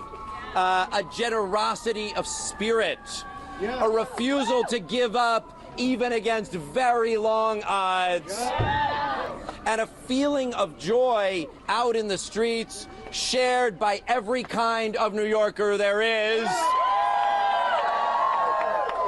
Give it up for the New York Knicks, all right? And for the mayor who brought the first championship to New York City in 53 years. Let's go! Our win tonight, it belongs to those streets as well, to the people who organize there, to the people who never give up on their neighbors. It was my name on the ballot today, but tonight's victory belongs to all of you. The people here, we've been organizing together for 30 years. Like, this is what I mean, right? Like, also, wait a minute. There we go. There we go. Sake Tanuki, thank you for the 5 tier 1 subs. It's wild that Mr. Rogers' Neighborhood, which aired on the public broadcasting system, is copyright protected. It's true. It's also very difficult, though not impossible, to track down all of the episodes of Mr. Rogers' Neighborhood. A lot of episodes that, for whatever reason, people get really litigious about. Thank you for the 5 tier 1 subs. I do want to say it is just so cool that Brad Lander is the product of what you can do when you organize. Like, New York City, in particular, has been a stellar example of what you can do when you actually get involved in your local politics. Right? Like, showing up to meetings, working with your neighbors, pushing for agendas that actually help working class people, help the people who live in the area. You can do so much. You can find and build up your own Brad Lander, your own Zoran Mamdani in every corner of this country. You can do it. It's not impossible. Brad Lander is a perfect example of what is possible in America. We've stopped the evictions of seniors and families. Yeah. We won the Prospect Park West bike lane. We brought participatory budgeting to New York City. We desegregated our middle schools. I mean, like, these are huge wins, right? Because when he talks about desegregating the middle schools, they weren't segregated, like, by, like, you know, they were segregated intentionally, but they were segregated on the basis of, like, income, on the basis of location, which of course carries with it the weight of racial segregation. And that carried over into how the school system in New York, like, had students in which schools. And it took intervention to officially end segregation in New York City, right? Because the legacies of redlining, the legacies of different mistreatment and different, marginalizations of people of color, that was perpetuated. And it took an actual organized effort in the community to end it. Like, it's really cool. It's really important. And one thing, I'm getting a little emotional. In Minnesota, this is I'm from Minnesota, but in Minnesota, there was this guy, Paul Wellstone, right? Who was a progressive, leftist, maybe not an out-and-out socialist, of course, but he was considered maybe one of the most popular and farthest left political politicians in recent Minnesota history. And he died in a plane crash. But what gave him his power was effectively organizing in rural communities around electricity, around the utilities, and he was enormously effective. But when he died, like, a lot of that energy just vanished. There was no longer an effective vehicle for it. And what I'm really happy to see here is the proliferation of the same kind of ideological spirit, that same kind of fight that Zoran Mamdani brought, right? And it means that it's growing, and it's bigger than any one person. And I find that in particular extremely exciting. Because for a long time, even, if you look back like 4 years ago, who did you have to look to as a socialist here in America on the national stage? You had Bernie Sanders. And maybe a few babby members of Congress. But it was mostly Bernie Sanders holding that torch and keeping it alive for many, many years. So there's a part of me where I'm like, oh, this is catching fire. This is spreading. This is more real than any one person. And I think that is really magical and cool. And important. We rezoned Gowanus. We won justice for fast food workers and deliveristas and Uber drivers and freelancers. And we are standing up to ICE in our neighborhoods and in our immigration courts.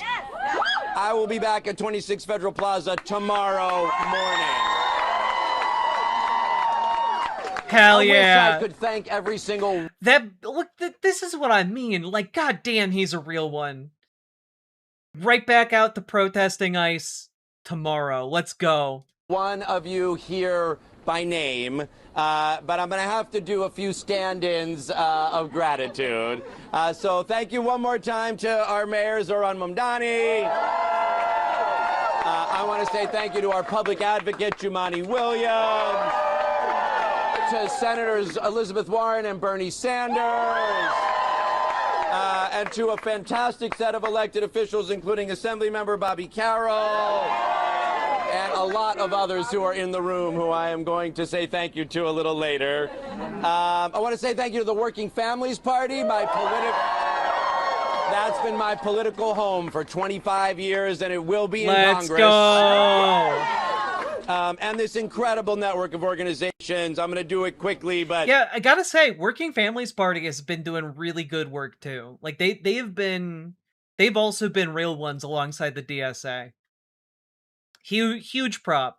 Love whenever I hear the Working Families Party dropped. I have yet to encounter a candidate endorsed by the Working Families Party that wasn't great. You know? DSA can sometimes be a little bit missed, depending on, which part of DSA is endorsing whom. But Working Families Party really does have their shit together, seemingly every time. Jews for Racial and Economic Justice, Indivisible, Brooklyn Resistors, Move On, Stonewall, Lambda, 504 Dems, unions including NISNA, CWA, 32BJ, Workers United, Local 100, a campaign team for the ages led by Luke Hayes, Families be workin', y'all. Families be workin'. Families do be working, Joe Bert. Thank you for the Prime sub. Thank you, Emmett, Katie, Emily, Lauren, Harry, Luke, Connor, Neil, Emma, Dana, Rhea, Cal, Grace, Penelope, Allison, and to the great teams from Fight, Deliver, Global Strategies, Melted Solids, and everybody else who worked so friggin' hard on this race. I do want to say, Brad does have the energy where I think if you give him some time to cook in Congress, give him some time to like earn his bona fides, I do think he could, in like, 18 years or so, make a really strong bid for the presidency. I do think he could do it. South of Canal Street, families do be woking. they be woking? An extraordinary thank you to my just truly incredible family. To my mom and dad, Carol and David, from whom I learned most of what I know about care and about listening. To my incredible kids, Rosa and Marek, who really, you guys inspire me every Hell yeah, that's a local New York joke, two dads smooching. single day, and hold me accountable pretty well, too. And to the most extraordinary person in my life, Meg. I am so lucky to be married to you. Yes, you are. To be married to you. You see how she holds me accountable right up here in public. You better believe it looks like that in our house as well.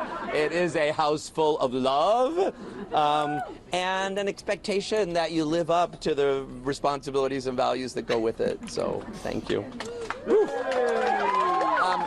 I also want to say thank you to Dan Goldman I want to say thank you to Dan Goldman for a hard-fought campaign and for his service to this community and to our country. Bye, bitch! I intend, as I committed during the campaign, to keep the triage center that he has set up in his office at 290 Broadway that has gotten over 40 detained immigrants released. That's actually, like, that's such a classy move. Honestly, this should become, like, one of the go-to moves for political campaigns. Make the seat of your campaign like a local community hotspot that can provide assistance to people in the local area. You know, follow that Kat Abu Ghazaleh, template. I think it's a really smart idea, and then such a classy move for whoever wins in the primary to then just keep it open and keep that aid flowing. He won over Goldman? Yeah, it was a bloodbath. Show. Keep up the good work always. Thank you, Sun Entry. Appreciate you. And thank you for the $5 super chat. Yeah, just classy move and also helps the community. I love it. And I will work to build on the fierce questions that he asks Kristi Noem and works hard to hold everyone accountable. I will build on that spirit. And I want to specifically praise him for how he responded to some of the toxic rhetoric that he and his staff faced over the past couple of days with grace and with gratitude. That is something we need more of in our politics.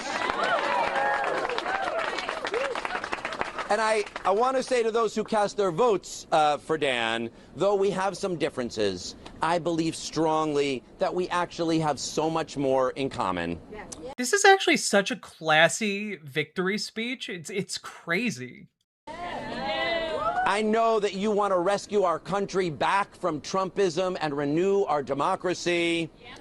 And I know you want to find a better, more humane path for us on the world stage. I will always endeavor to listen to you thoughtfully and to represent you and everyone else in this incredible district with great care. I have a few things I want to say, and I don't get a platform that often quite like this. So I am going to ask, in the spirit of solidarity, for you to indulge me a little bit. I know not everyone in the back can really hear. Maybe we'll give you a printed copy of the remarks a little later. But I'm going to ask. I got a few things I want to say tonight. So I'm going to ask for your solidarity to help me do it. Last Thursday, I gave a name to that spirit that has been moving in New York City. I said it was solidarity.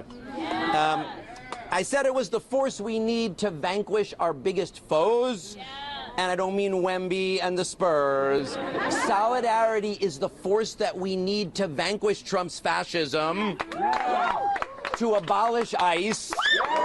Hell yeah. And to stand up to the billionaires who are rigging our economy against us.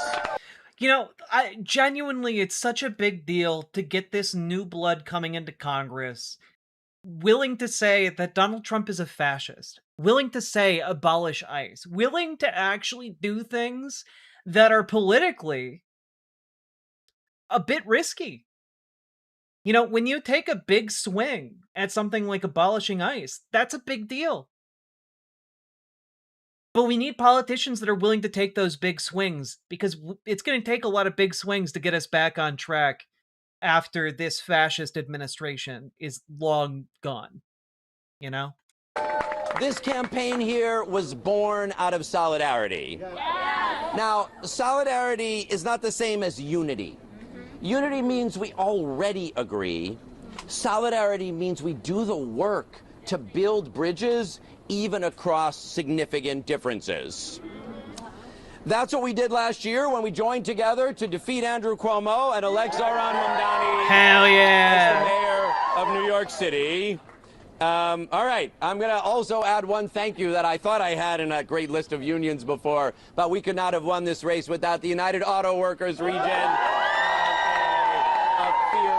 Fighting union who shows an awful lot of solidarity and was there last year when we defeated Andrew Cuomo and elected Zohran Mamdani as mayor. We proved then politics doesn't have to be a cage match. Politics can be a team sport in pursuit of the values we share. Which I think that's true when it comes to, this is the right speech and the right tone to set when you're winning a primary. If you were going into the general election against a substantial opponent, you might need to throw some punches, because when it comes to fighting a fascist, you need to go for the jugular, and you need to be willing to street fight, over your politics. And I mean that in the political sense, of course, not literal street fighting. Hopefully it does not come to that. But I think Brad is nailing the tone that you need when you're talking about, people who largely agree within the Democratic Party. Because keep in mind, even centrist voters right now are so angry. They were out there saying things that I would never be allowed to say on this live stream because my show would be taken down in a heartbeat. All right. You've got Ethel Normie Lib out there, talking about the French Revolution shit. And I'm over here being like, whoa, chill out a little bit, Ethel. All right? But this is the kind of language you need to bring in the Ethel Normie Libs, or Evelyn Normie Libs, and meld them with DSA and more progressive leftist voters. And that kind of an alliance only benefits people on the left. Bringing in those voters is vitally important, because the goal is to move those voters further left. And when you open the door for them in this way, like Brad is doing here, it actually helps make more leftists happen.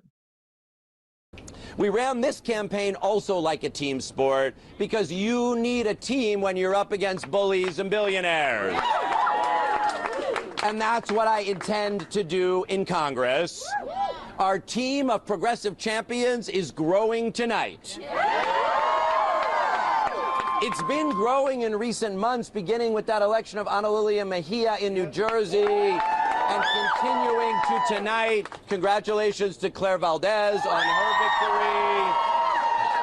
And I believe it will continue to grow in the months ahead. Now, when you're insurgents, you spend a lot of time criticizing. That's just the nature of a primary. But coming out of a primary, our job is to do two things, and they're slightly different from Meg's two things. Our job is to do two. You people can't even reason. You go straight to violence. Man, y'all can't even look at a contest in the political arena and think of, oh, hey, somebody might be using colorful language to describe political contests.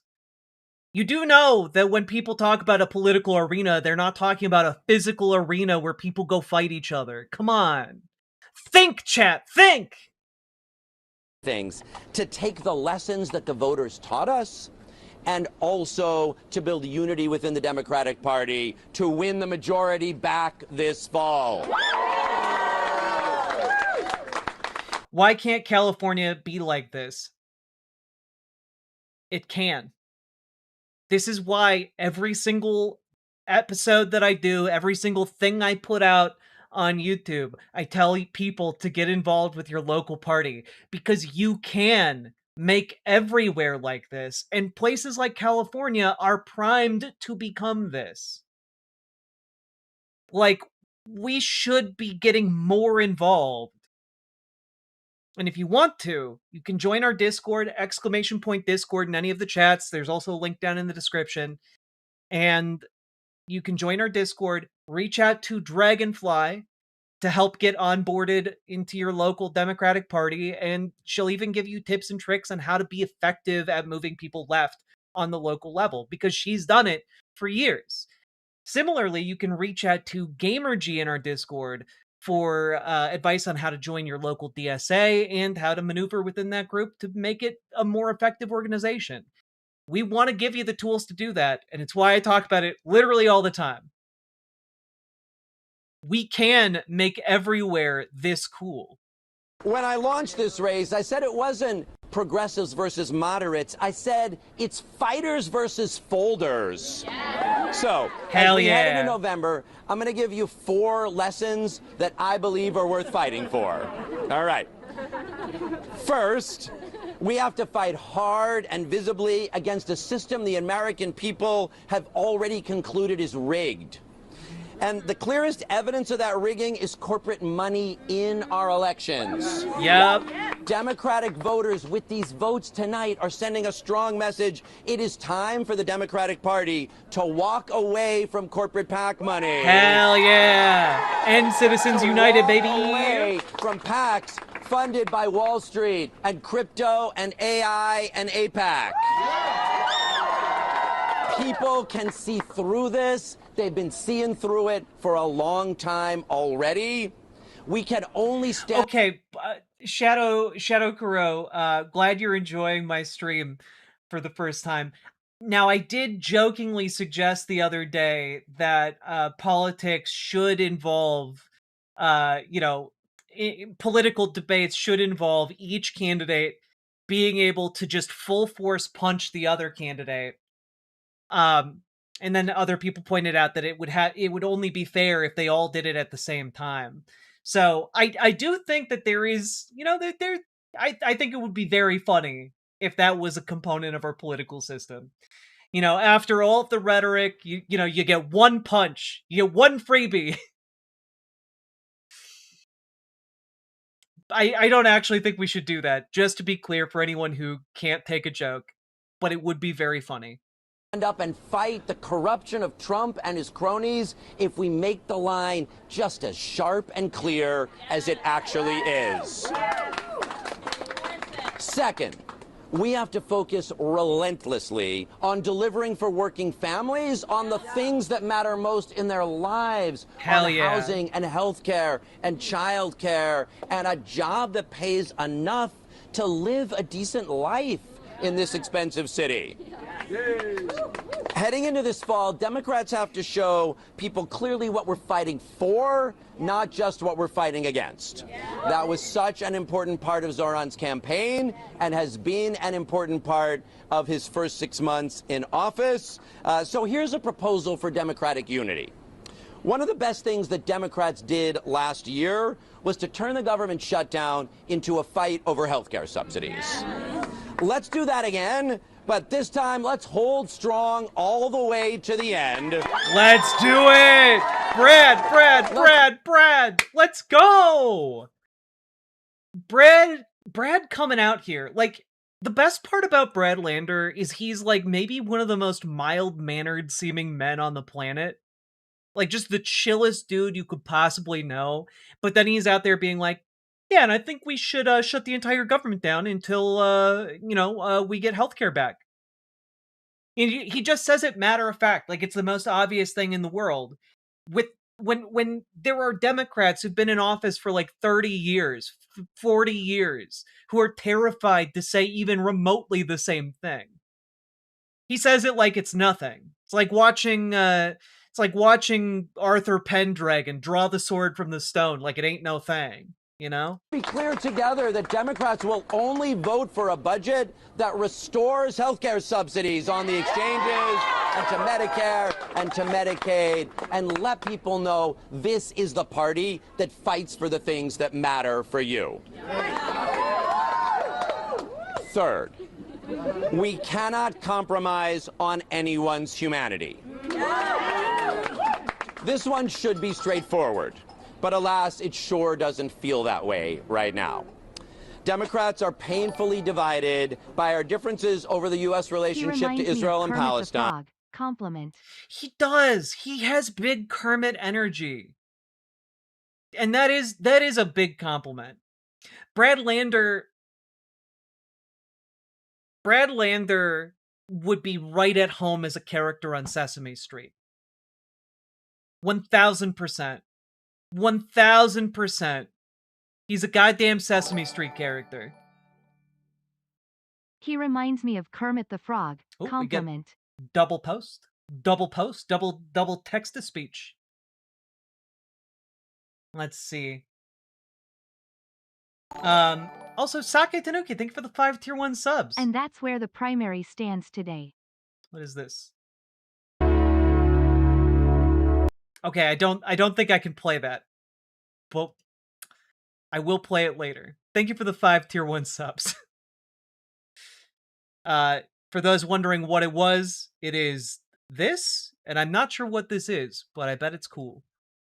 All right. And we have to face up to it squarely. Yeah. Our party needs to admit that Joe Biden's Hug Bibi strategy was a catastrophic failure. Yeah. Hell yeah. I believe it made us complicit in genocide. Bombs we paid for killed over 70,000 Palestinians, mostly women and children. Tanks we sent made over 1 million people homeless. Humanitarian aid is still not getting in. Like, this should not be a difficult thing for elected Democrats to say, and yet it still seems like they're treating it like political poison. Getting Brad in there to at least say what the reality is a huge, huge accomplishment. Cannot keep paying. Isn't that like the default music used for deep dives into video game achievements? I don't know. For Netanyahu's wars with our tax dollars. Democratic voters across the country are saying this loud and clear. Yes. What we need instead is a politics of shared safety. Yes. One that sees Palestinian kids in Gaza and the West Bank as created B'Tselem Elohim in the image of God just as much as Rosa and Marek. One that understands that Israelis will only be truly safe when Palestinians are free. Hell yeah. Now, that politics of shared safety must, of course, include Jews in the United States and in Israel as well. American Jews have been on the front lines of civil rights struggles for generations as New Yorkers, as Americans, as Democrats, as progressives, as socialists. Let's keep it that way. You can criticize Israel and not be anti-Semitic. You can be an anti-Zionist and not be anti-Semitic. Hell yeah. Many Jews are, and many non-Jews also. God, this guy is basically the kryptonite for every single thing that conservatives have been trying to slander Zoran Mamdani for. Like, the latest attack on Mamdani is that he called people who are pro-Zionism monsters, and like the ADL has been going after Zoran Mamdani, like 85% of US Jews are monsters? How dare you, sir? And it's just like, it means so much for Brad no. Lander, as a Jewish man, to be constantly being the one willing to say, we're complicit in a genocide and we must Absolutely. stop, cause it breaks. Anti-Zionism is anti-Semitism. Absolutely. Absolutely. Like, it is so important for him to be saying this stuff. Because the entirety of the defense of the war crimes of Israel in the United States has been, well, you can't criticize them because when you criticize them, that makes you an anti-Semite. And I'm sorry, there is no world in which criticizing the committing of war crimes makes one bigoted against any group. Like, no war crimes are acceptable. Like, people should not be given a rhetorical pass to commit war crimes and ethnic cleansings on the basis of their ethnicity or the basis of their religion. Like, it's insane to me that has become a weird standard among the Democratic Party. And people like Brad Lander and Zoran Mamdani are in the process of undoing that. And I think that is vital, important work. Now, too often, though, people have started using Zionist as a slur for Jews. You could just check my mentions if you don't believe me. And anti-Semitism, it rises with fascism and with war. And we're amidst both right now. Progressives need to be people who are standing against this, not looking away from it. There is so much trauma here, so much grief, so much fear, and we hold on to it so tightly, and nobody acts well from a place of fear. It does not bring out our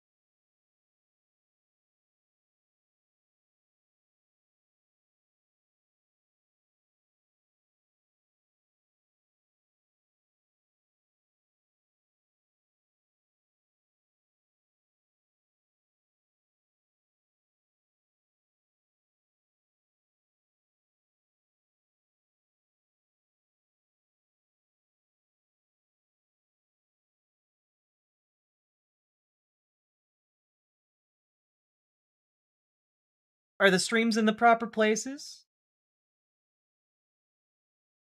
Is Vert chat vertical? Is horizontal chat horizontal?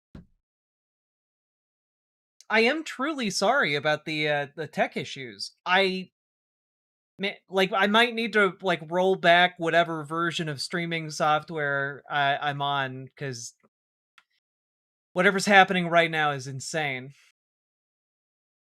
Horizontal chat's all good? All right, cool. All right. Well, that sucks. We lost like a solid 400 people watching. Dag nabbit. Well, we soldier on. Shadow Kuro, thank you for subscribing. Appreciate you in these trying times. All right.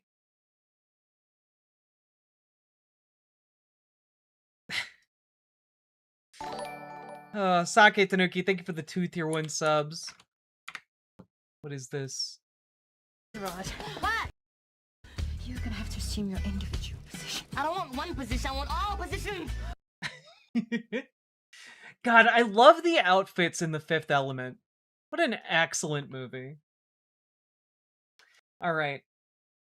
Now, I am trying some different settings. Maybe hardware acceleration on my browser is messing with it. I don't know. I'm trying a few additional settings. I should make the switch over to OBS at some point, but I haven't yet. I'm reticent to do so because everything's so nicely plugged in over on XSplit. TaffyBot, thank you for being a member. Appreciate you as well. Sage is the only solution. It really does seem like that.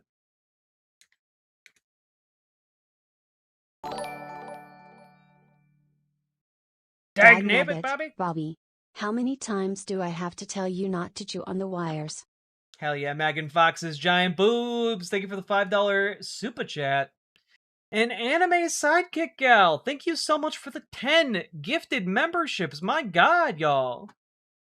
Thank you so goddamn much. Let's go. Yeah, do refresh if it is not, if your stream is still frozen, refresh. It seems to be good everywhere else, but it might have gotten fucked up on your end of things. Sorry about that.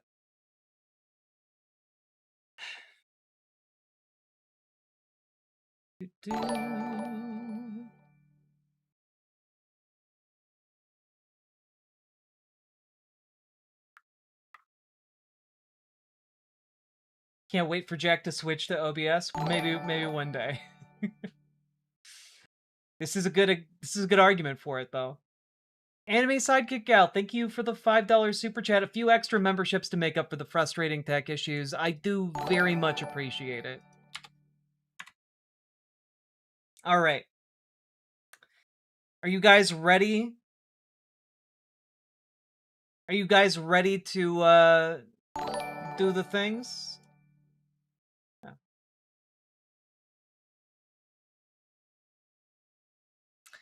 All right. Let's finish this up. XSplit feels gross to look at for me. I mean, it looks gross on my end too, but you know.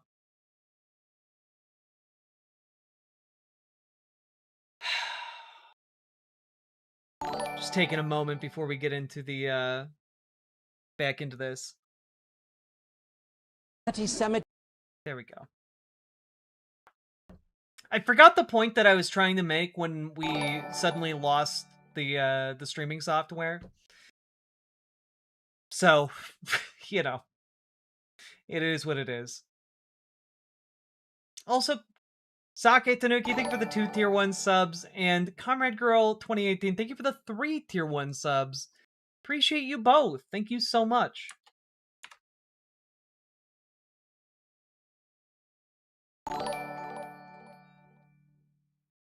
Have a few extra memberships to make up for the frustrating tech issues. Also, I need to make sure I re-switch YouTube chat into live chat instead of top chat. Emoji Olivia enables hardwire acceleration on your braziers.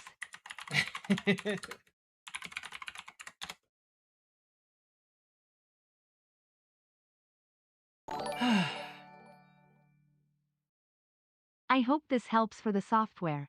Also, when did Brad become a socialist? I'm actually surprised. Well, so I don't think Brad Lander is a socialist per se, but that being said, he's close enough to one and willing to work with socialists enough that, like, I think it's a useful coalition.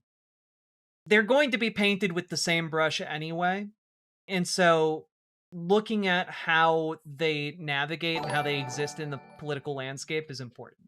Next time a tech issue happens, I will assume it's a cyber attack from Israel. Eyes emoji. Yes. It's it's the Israeli feds. They're after me. 2D Synctium, thank you for the $50 super chat. Very much appreciate the support. All right. Yeah, sock dem versus a dem sock, exactly.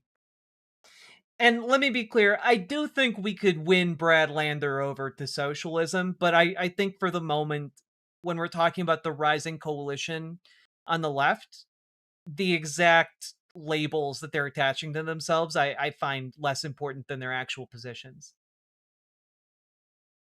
Kind of like how Sam Cedar doesn't give himself a label, but a lot of people are like, hey, you're some flavor of socialist. You know? Mossad. All right. Let's keep on going. Yeah, I think Brad is a great candidate to basically show you can be anti-Zionist and also, like, Jewish and pro-Jewish people. Like, I think this is something that he does a really good job of exemplifying in his race. It rises with fascism and with war, and we're amidst both right now. Progressives need to be people who are standing against this, not looking away from it. There is so much trauma here, so much grief, so much fear, and we hold on to it so tightly, and nobody acts well from a place of fear. It does not bring out our best selves. But we have an opportunity in this moment, a responsibility to insist on everyone's humanity all the way down. Hell yeah. Last week at a synagogue in Brooklyn, I met 3 Israelis who do something called protective presence in the West Bank. They put their bodies on the line between their Palestinian neighbors and settlers who are trying to drive them from their homes, and in some cases, kill them. Now, the Palestinians they work alongside, they couldn't come to Brooklyn because they can't get a visa. But you know what? They do this work together anyway because they know their fates are bound up together. In Congress, I will try to carry a fraction of the courage that those folks carry. I will be one of the Jewish members of Congress most willing to stand up loud for Palestinian human rights, freedom, and dignity. Hell yeah! And I will stand firmly against bigotry aimed at Jews as well. That's not 2 different jobs, that's the same job. And of course, that's the job that Rabbi Hillel gave us 2,000 years ago. Im ein ani li mili, if I am not for myself, who will be for me? Uksha'ani la'atzmi ma'ani, but if I am for myself only, what am I? V'im lo achshav ematai, and if not now, when? God, I I'll love put this him. another way, and that brings me to my 4th and final lesson. Bimakom she'en anashim lehishtareh lehiot ish. In a place where no one is acting like a human being, try to be a human being. Because that is exactly the moment that we're living in right now. On one side, our empathy is being hacked by a fascism that needs someone to blame. Immigrants, trans kids, women. For problems it has no intention of solving. And on the other side, algorithmic social media and AI are coming for something quieter, but just as real, our attention, our judgment, our capacity to sit with each other's complexities instead of optimizing it all away. So here's the 4th idea I think Democrats should run with this fall. Not just a platform. I do have to say, I do take pleasure in knowing that tomorrow, everyone that works at the Daily Wire is going to be furiously recording enraged pieces and screeds against the socialists who've been elected in New York. And it's gonna be it's gonna be funny. Like, they're just so upset about this mild-mannered man getting elected whose main position is, golly gee, what if we treated each other like neighbors? What if we actually put some funds together and made sure our neighbors were housed and made sure there was food on their tables? And made sure people could get health care? Golly gee, wouldn't that be a swell society? Anyway, I'm going to get on my tandem bicycle now with my good friend Zoran Mamdani, and we're going to go on a lovely little bicycle ride and have a picnic in the park. Bye! And, like, meanwhile, Ben Shapiro's just like, I can't believe this guy. He's gonna turn it into some kind of socialist hellscape. The red apple, more like the moldy apple. Got him. Did he just say, Democrats? That's truly outrageous. Well, I would give you props for that Tarek reference, but then I'd have to admit the truth, which is that Mordekaiser es numero uno. Wait. But a spirit. Let's call it a new humanism. One built for this moment. A new humanism, you say? Like a socialism? When the loudest forces in our politics and our technology both seem to have an interest in making us less human rather than more human. A new humanism doesn't ask what's efficient, it asks what's worthy of us. A new humanism says dignity isn't a value you balance against other values, it's the floor everything else stands on. It says joy is not a luxury for having after the fight is won. Wait, Jack didn't watch Gem and the Holograms? What face? Wait, did Gem? I didn't watch Gem and the Holograms. I know the truly outrageous line as a voice line from Tarek from League of Legends. I didn't know it was a reference to Gem and the Holograms. That's my own personal failing that I'll never live down. Joy is part of how we win it. And boy, you saw and you felt and you lived that out on the streets of this city over the last couple of weeks. And don't let anyone tell you it doesn't matter. It matters. And that new humanism says purpose comes not from being right by yourself. It comes from being bound up with other people, all other people, including ones that an algorithm or an administration tells you you can ignore. You mean like, the kind of new humanism that says people should have agency within their workplace? The kind of new humanism that says, people should, the workers should own the value that they produce? The kind of new humanism that says, hey, democracy is good enough for your country, it should be good enough for your workplace too. I could get behind this new humanism idea. What is this? 1, 2, 3. Gem is excitement. Ooh, Gem is adventure. Ooh, glamour and glitter, fashion and fame. Gem is truly outrageous. Truly outrageous. Whoa, Gem, the music's contagious. Outrageous. Gem is my name, no one else is the same. Gem is. Okay, we can't watch the entire thing. I'm sure I'm gonna have to clip that out of the final copy. But do have to say, Gem and the Holograms animation, at least in the opener, way better than one would ever expect. Pope Leo, in his recent encyclical on AI, made a version of this same case. And you don't have to share his faith to recognize the instinct that there is something in us. Call it soul, call it dignity, call it whatever you want, that neither a fascist nor an AI can take away from us. Hell yeah. That is the spirit that has been moving through New York City over the past few weeks. That is the spirit we've been fighting together for the past 30 years. That's the spirit we built this campaign on. And that is the spirit that I will carry into the United States Congress.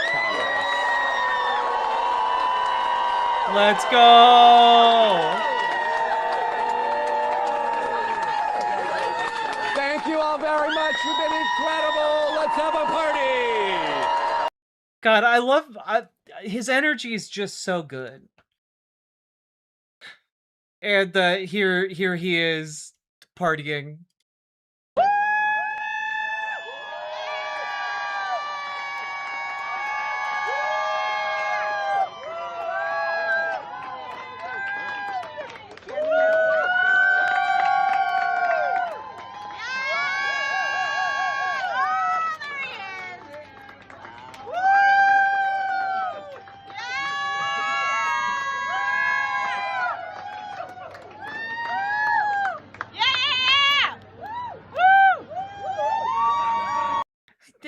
Which is charming. I like it. And also, I did try and see if they had victory speeches up. I could not find them at the moment.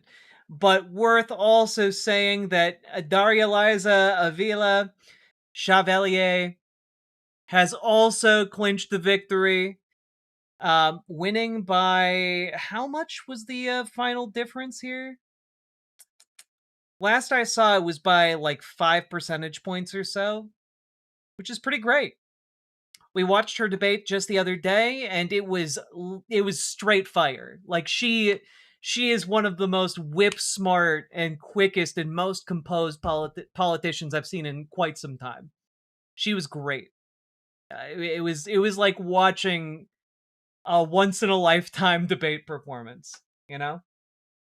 And not only that, we also got Claire Valdez elected as well. And guys, everything's coming up the Mamdani sweep. What can I say? Look at us here. We're thriving. We're eating good. And all I have to say is that as we get through this, check this out here, all right? This is the DSA election night party.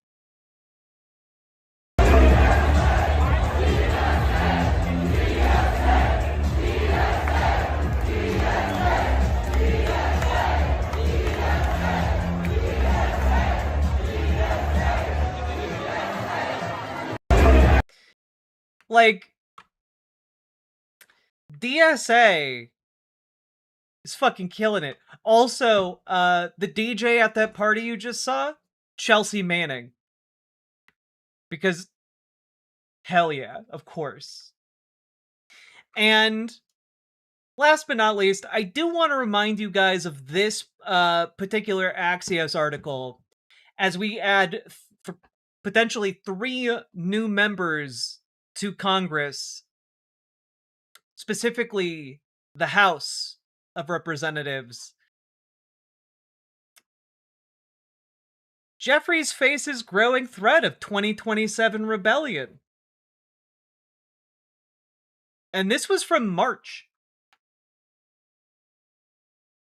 Like, if anything, Hakeem Jeffries is in for a very rough 2027 and potentially an even rougher 2028. It's some good stuff here. Hakeem Jeffries, for a very long time, seems to have been treated as if he's like impervious to any kind of political pressure. Party surrogate strategy works. This is how we win. Absolutely. Like, I think that he genuinely is gonna have to fight to, like, remain majority leader if he makes it that far. And, like, I don't know, I'm excited to see him squirm a bit.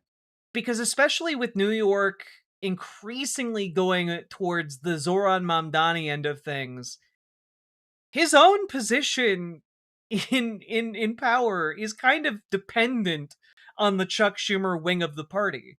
And the second that no longer is the case, like the second that Chuck Schumer wing buckles and breaks, he's gonna have very little wiggle room to reposition himself as a, lefty progressive candidate. So I'm excited to see how that all goes down.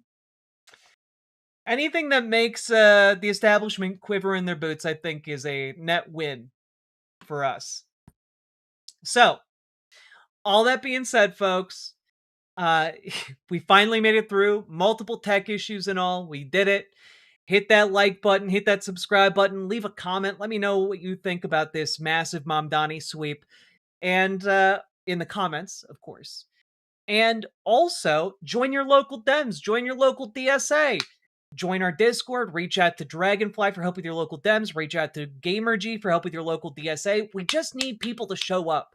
Showing up, organizing, that is the majority of the work, all right?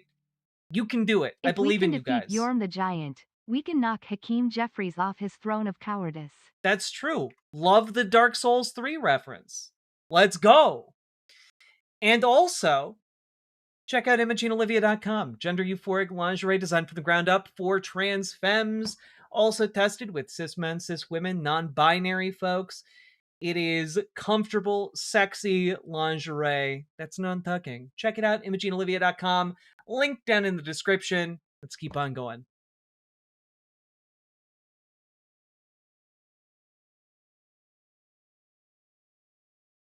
Whew.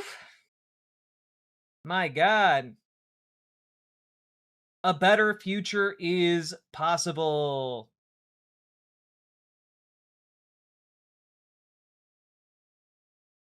Let me see here.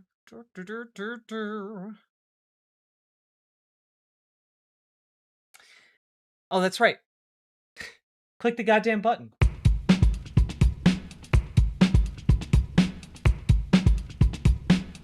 Go, go, go. Click the button. Click the button. Click the button. Click the goddamn button. Click the button. Click the button. Click the button. Click the goddamn button. Click the button. Click the button. Click the button. Click the goddamn button. Click the button. Click the button. Click the button. Click the goddamn button. Click the button. Click the button. Click the button. Click the goddamn button. Click the button. Click the button. Click the button. Click the goddamn button. Click the button. Click the button. Click the button. Click the goddamn button. Click the button. Click the button. Click the button. Click the goddamn button. Click button. Click button. Click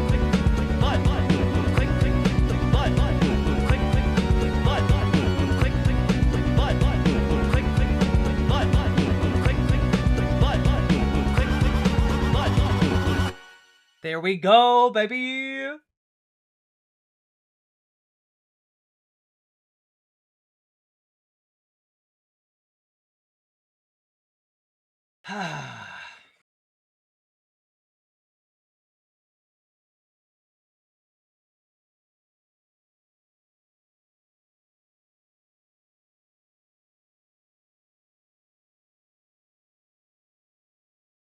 Off to bed. Good night, Abyssal List. Thank you for the $5 dono.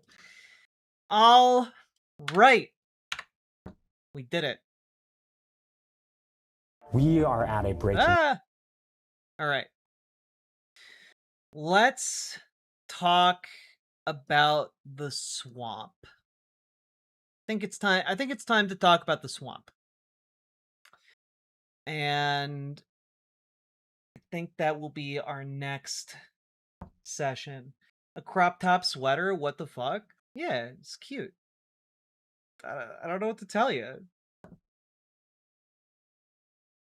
I like the booby shirt. I like the booby shirt too. I know what I'm about wearing it. Let's keep on going. Love your saying. I'm glad. I thought it was very fitting, both practically and also in a wider sense.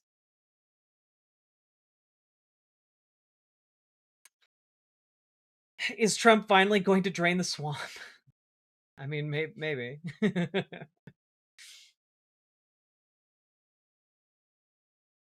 Yeah, folks, and let's keep on going.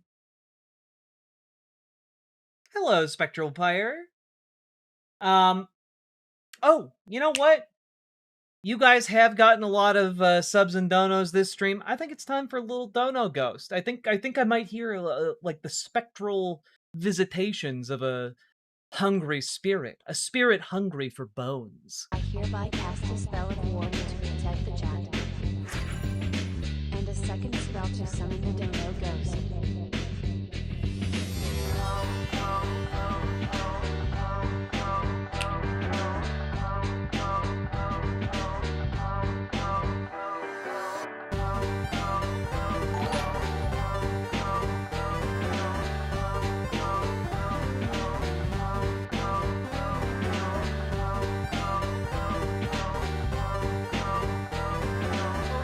How to be epic, thank you.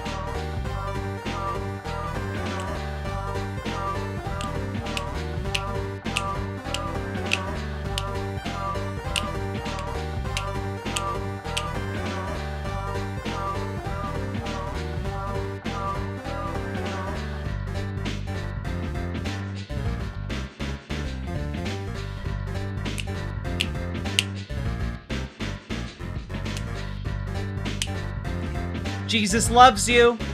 He's waiting with a 12-pack of Yahweh juice. The energy drink that the Holy Spirit craves.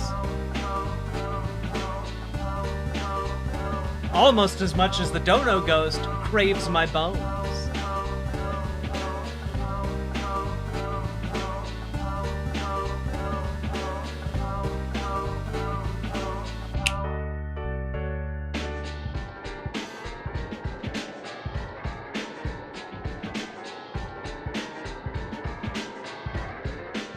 It's okay, Spectral Player. Someone had to.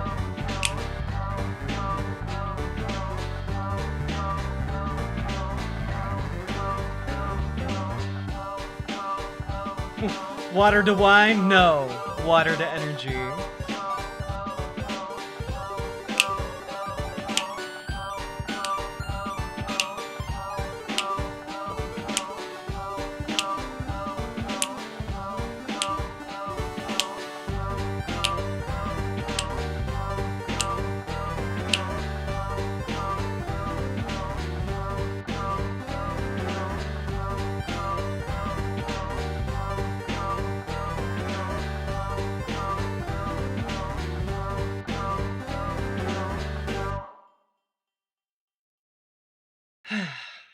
There we go. The music reminds me of Shantae. Shantae does have great music.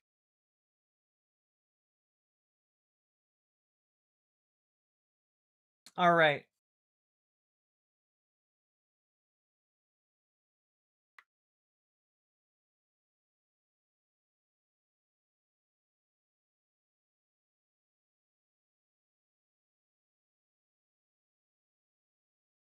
Poof. Swamp time. I'm going to refresh some tabs here so that we can get all prepped.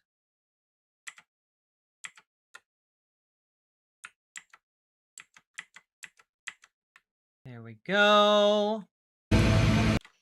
Oof.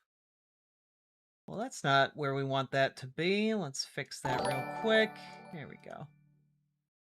This is for the awesome dance and amazing wear. Heart emoji. Thank you very much, Christians Against Dinosaurs. Thank you for the €5. Appreciate you. Where is this?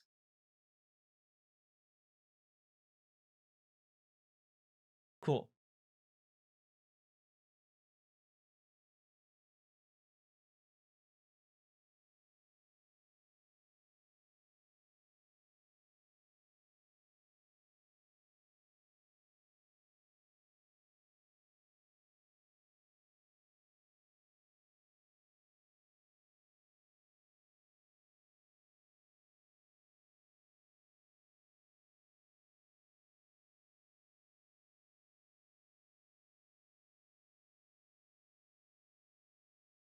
Poof.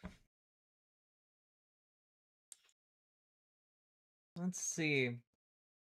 How do these trannies get so much attention? Are men really that lonely in today's world? Well, you're the one giving me attention. Like, you are the one doing it. You're the one giving it to me right now. Like, goddamn. It's crazy. Like, who gives these people attention? It's like you're literally here bothering to try and talk to me. You're the one giving me attention. Nope, these boobs are real. I grew them with puberty. People are just fucking weird. Like, not only that, but like, to make that comment with the username Shadow of the Damned. Like, you're gonna be edgy like that and be like, oh, I'm in the corner, I'm in the shadows. I'm so edgy. I have a tragic backstory. Like, you do know, like, every 12-year-old kid who plays D&D makes a character with that kind of a username, and then you have the audacity to be like, who's giving these people attention as you give people attention? Like, I don't know, progress beyond a 12-year-old boy. Do your best. I believe in you. I believe in your capacity for change. You are a regular guy. You can grow the fuck up. I believe. You don't have to be playing Shadow the Hedgehog your entire life. You can grow up and play non-Sonic the Hedgehog games. I believe.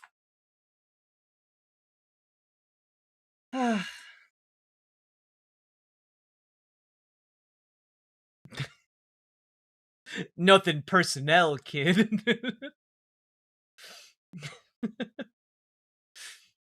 Yo, Yannick de Newborg! I arrived at my first meeting of the day. Thanks, Jack and Chat, for keeping me company. See y'all later. You have a good time in that meeting. As good a time as you can have. Alright. Y'all ready to talk about a swamp and a man? Okay, but Shadow would totes support trans rights, though. That's true. For the attention, transgender flag emoji. For the attention. Stop the stupidity. Thank you for the $20 super chat, and thank you for the attention. I appreciate it. Let it never be claimed that I am an attention whore. I just am an attention whore.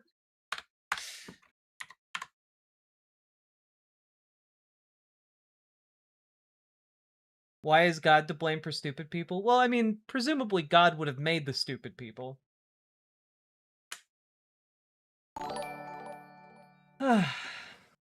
Not even, my 12-year-olds who I run D&D for work for have better names than that shit. Give them 12-year-olds credit. This guy just doesn't know how to name things LMAO. That's true. That's true. Remember, Rouge is the power character of Team Dark, and she has the bat booba. It's true. The sleeper power creature of the Sonic universe, though, is obviously Big the Cat.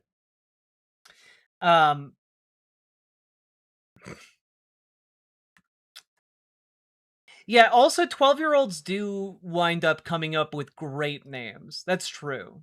Like,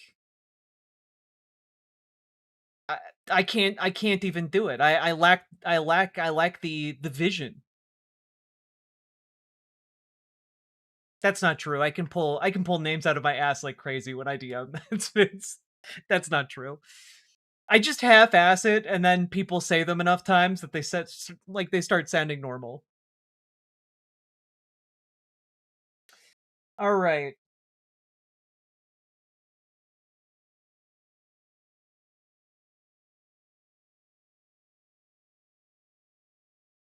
Big the Cat is the Jar Jar Binks of the Sonic universe.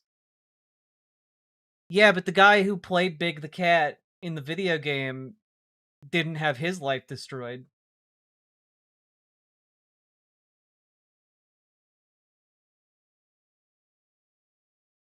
I hope this 12-year-old name sounds better. Hell yeah.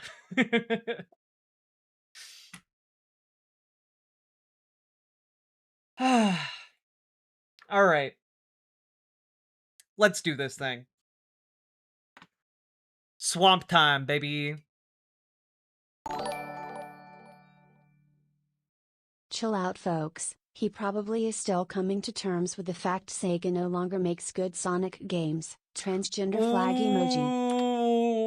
Ooh. That's true.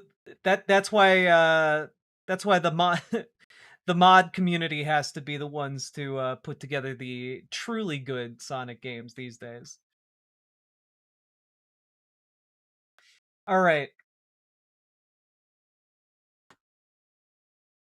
So, folks, we got to talk about the fact that Donald Trump is rapidly spiraling out of whatever vestiges of sanity he had left. And it's not subtle. Like, for example, there was a recent appearance that he made in front of all kinds of cameras, in front of reporters, in front of, his cabinet, where he just straight up admits to illegal behavior. And he doesn't even really understand that he's doing it. There aren't too many. IBM CEO Arvind Krishna, who's a great man, who's a really great job. What a great job. What a job you've done. I used to have that stock when it was much, much lower. I brilliantly sold it when I became president. That was not a good move.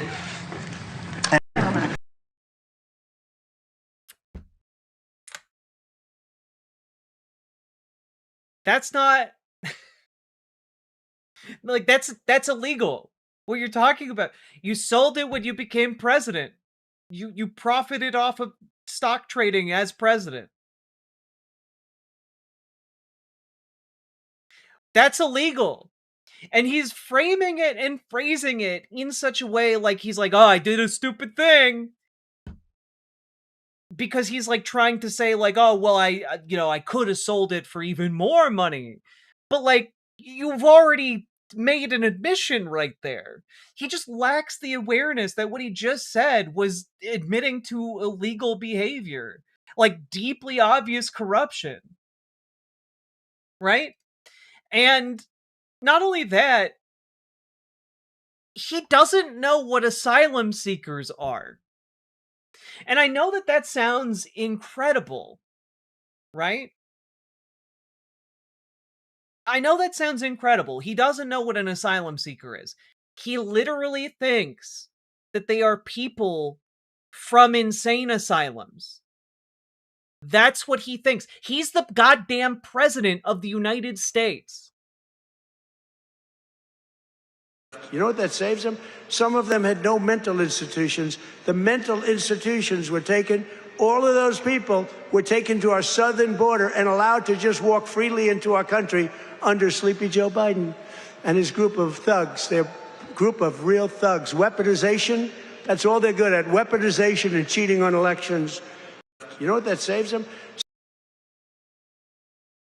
He thinks that when people are talking about asylum seekers, that they're people from insane asylums. And what he's saying here is that there was a concerted effort for Mexico to empty its insane asylums and bring them bring them up to the border and let them go and somehow force them to cross the US-Mexico border.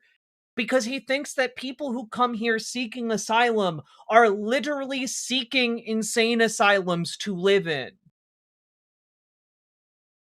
He doesn't know what it is. And this is you can either have it one way or the other. Either he's never known the entire time, or he is so dementia-addled at this point that he's not really cognizant of what words mean anymore. Right? Like, there's no reason to start alleging that, like, Mexico, like, emptied out its asylums like Reagan did in the 80s, or 70s, rather, and then sent them out onto the street and forced them to come up into the United States. That's insane. There's no evidence of that whatsoever. And you either have to admit he's lying, or he's straight up delusional and doesn't know what he's talking about. I don't think he is cognizant enough about this issue to lie, right? And I think that a lot of this is what's playing out here is that he's falling and succumbing to dementia. It's why he is focused so intently on this reflecting pool situation. He's talked about it practically nonstop. It's crazy. I made a joke about this the other day, but like, his brain is such soup that they're literally having to drain it out. Like, it's just so much muck in there.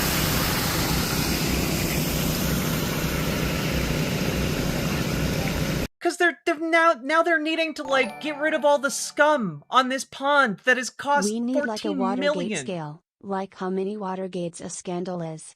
Is this worth 47 Watergates or 86 Watergates? Genuinely, I mean, it's lost all meaning. Like, we've been successfully gish galloped as a nation into, like, just simply throwing up our hands and saying fuck it, I guess. But this guy had the best pool guy around, and for $14 million, So that's he why could do Tim it. wears foil beneath the beanie for reflecting pool. I see what you did there, Sake Tanuki. Thank you for the 5 tier 1 subs. But this pool that he had redone for 14 million of your tax dollars, they put blue. They painted the entire bottom of it blue. And you might be thinking to yourself, well, what's the problem with that? You just want it to look more blue, right? Part of the reason you don't do that when you're building a pool that's open to the environment in a swamp is because darker colors absorb more sunlight and thus emit more heat, right? It's why on a hot day you want to be wearing light colors and not dark colors. And when you're talking about heat in a pool, more heat means more likely algae blooms, which is exactly what happened. He made an executive decision and successfully fucked up his own pool. Now, of course, one would think this is where the saga of the pool ends. Oh, okay, fucked up a renovation. All right, well, that's fine. You know, life goes on. Not the biggest issue ever. But Donald Trump can't just let it be a $14 million failure because he's obsessed with this reflecting pool. He's obsessed with all this shit. And so he gets on Truth Social. We've cleaned, renovated, and beautified over 45 monuments and memorials, 28 statues, 22 fountains in Washington, D.C. Things are really looking good in our nation's capital, and add to that the fact that when I became president, crime was rampant, and now Washington, D.C. is one of the safest cities anywhere in the United States. However, we've had some real problems with vandalism at the beautiful reflecting pool, which sits between the Washington Monument and the Lincoln Memorial. Thanks, by the way. We never would have known where the reflecting pool in Washington, D.C. was if he didn't tell us it was situated between those two buildings. Just like 3 days ago, they destroyed the grass outside of the pool. They've also done everything possible to hurt the inside surface that was just installed. No different than the chemicals that were used on the National Mall. They used something similar in the reflecting pool to try to destroy and demean our beautiful work. Lightweight ABC reporter Jonathan Carl was seen sticking his head into the pool and trying to rip the rubber off the surface. The algae is 75% gone and the condition will soon be completely remedied. And the area that was vandalized, fortunately, is just a small area of damage and will be fixed early next week. It's a shame that the radical left lunatics, most likely Democrats, who have spent their lives trying to ruin our country, are free to do so. Law enforcement is actively investigating the situation and will hopefully have it resolved soon. Thank you for your attention to this matter. Donald J. Trump, President of the United States of America. Now, obviously, you know, we're in the process of trying to secure the end of a war that Donald Trump unilaterally started. And we're also facing rampant inflation, high gas and diesel costs. That means Trump just found out where the reflecting pool was earlier that day. It might genuinely be that he forgot where it was. But like in the world is so full of problems right now. To be expending this amount of energy on this issue as president of the United States is genuinely insane. It is unconscionable. But sure enough, after that Truth Social post, Donald Trump, of course, deployed the National Guard to protect the pool.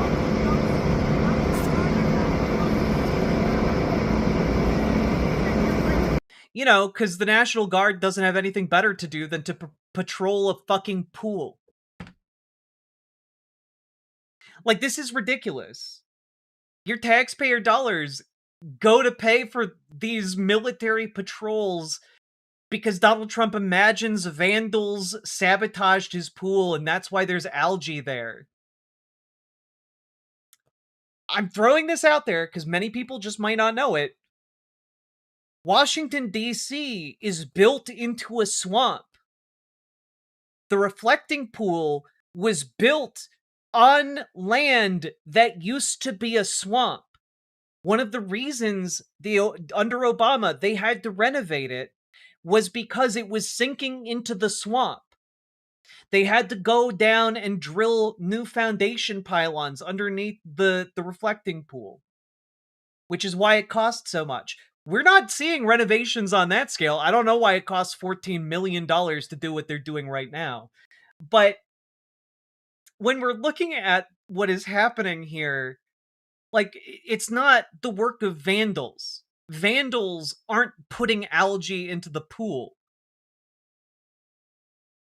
It's built into a swamp.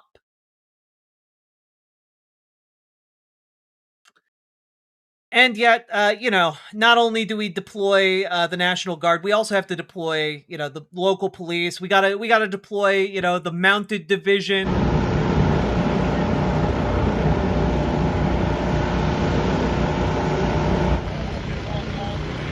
It's so cool. Let's see, 1, 2, 3, 4, 5, 6, 7, 8. In just this frame alone, we have 8 police officers and National Guardsmen all standing around doing jack shit because one guy put his hand in the pool. They're getting paid to do that with your tax dollars. They're getting paid to stand around like a bunch of jackasses doing nothing next to a pool for no reason. It's insane horse shit. And now we're literally talking about horse shit because that horse is walking around shitting on the National Mall. The resolution in this video isn't quite good enough, but I think that might literally be a pile of horse shit right there.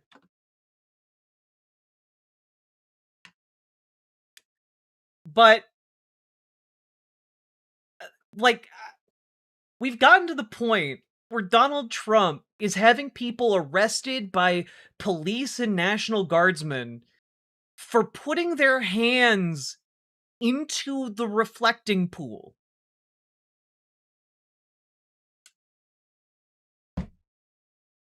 Like, I just... conservatives, come on! This is insane!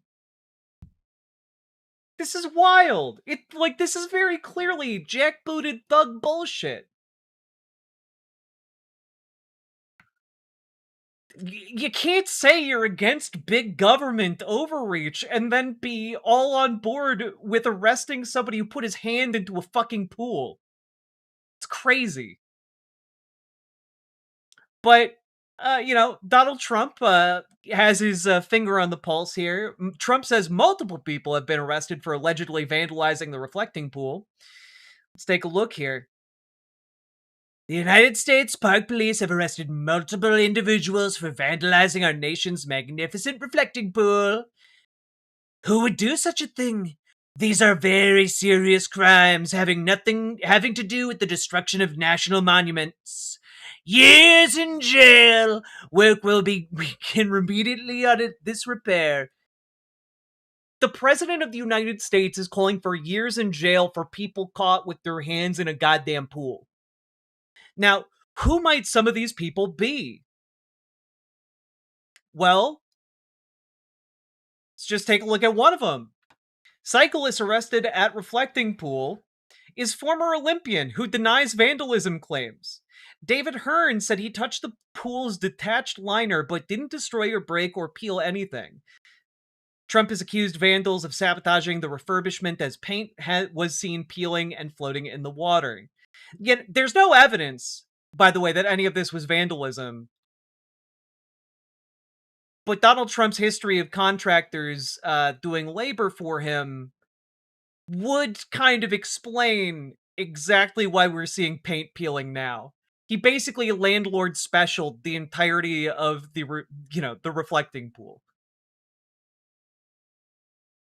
David Hearn had just finished a loop around Haynes Point on Friday as part of a 52-mile bike ride when he swung by the Lincoln Memorial to see the refurbished reflecting pool for himself. Noticing a piece of the new American flag blue liner that was partially detached from the pool bottom, Hearn said he reached into the water to see what it felt like. Moments later, as the Bethesda man prepared to leave, U.S. Park Police officers arrested him on a misdemeanor charge of destruction of government property, scheduled to appear in D.C. Superior Court on July 9th.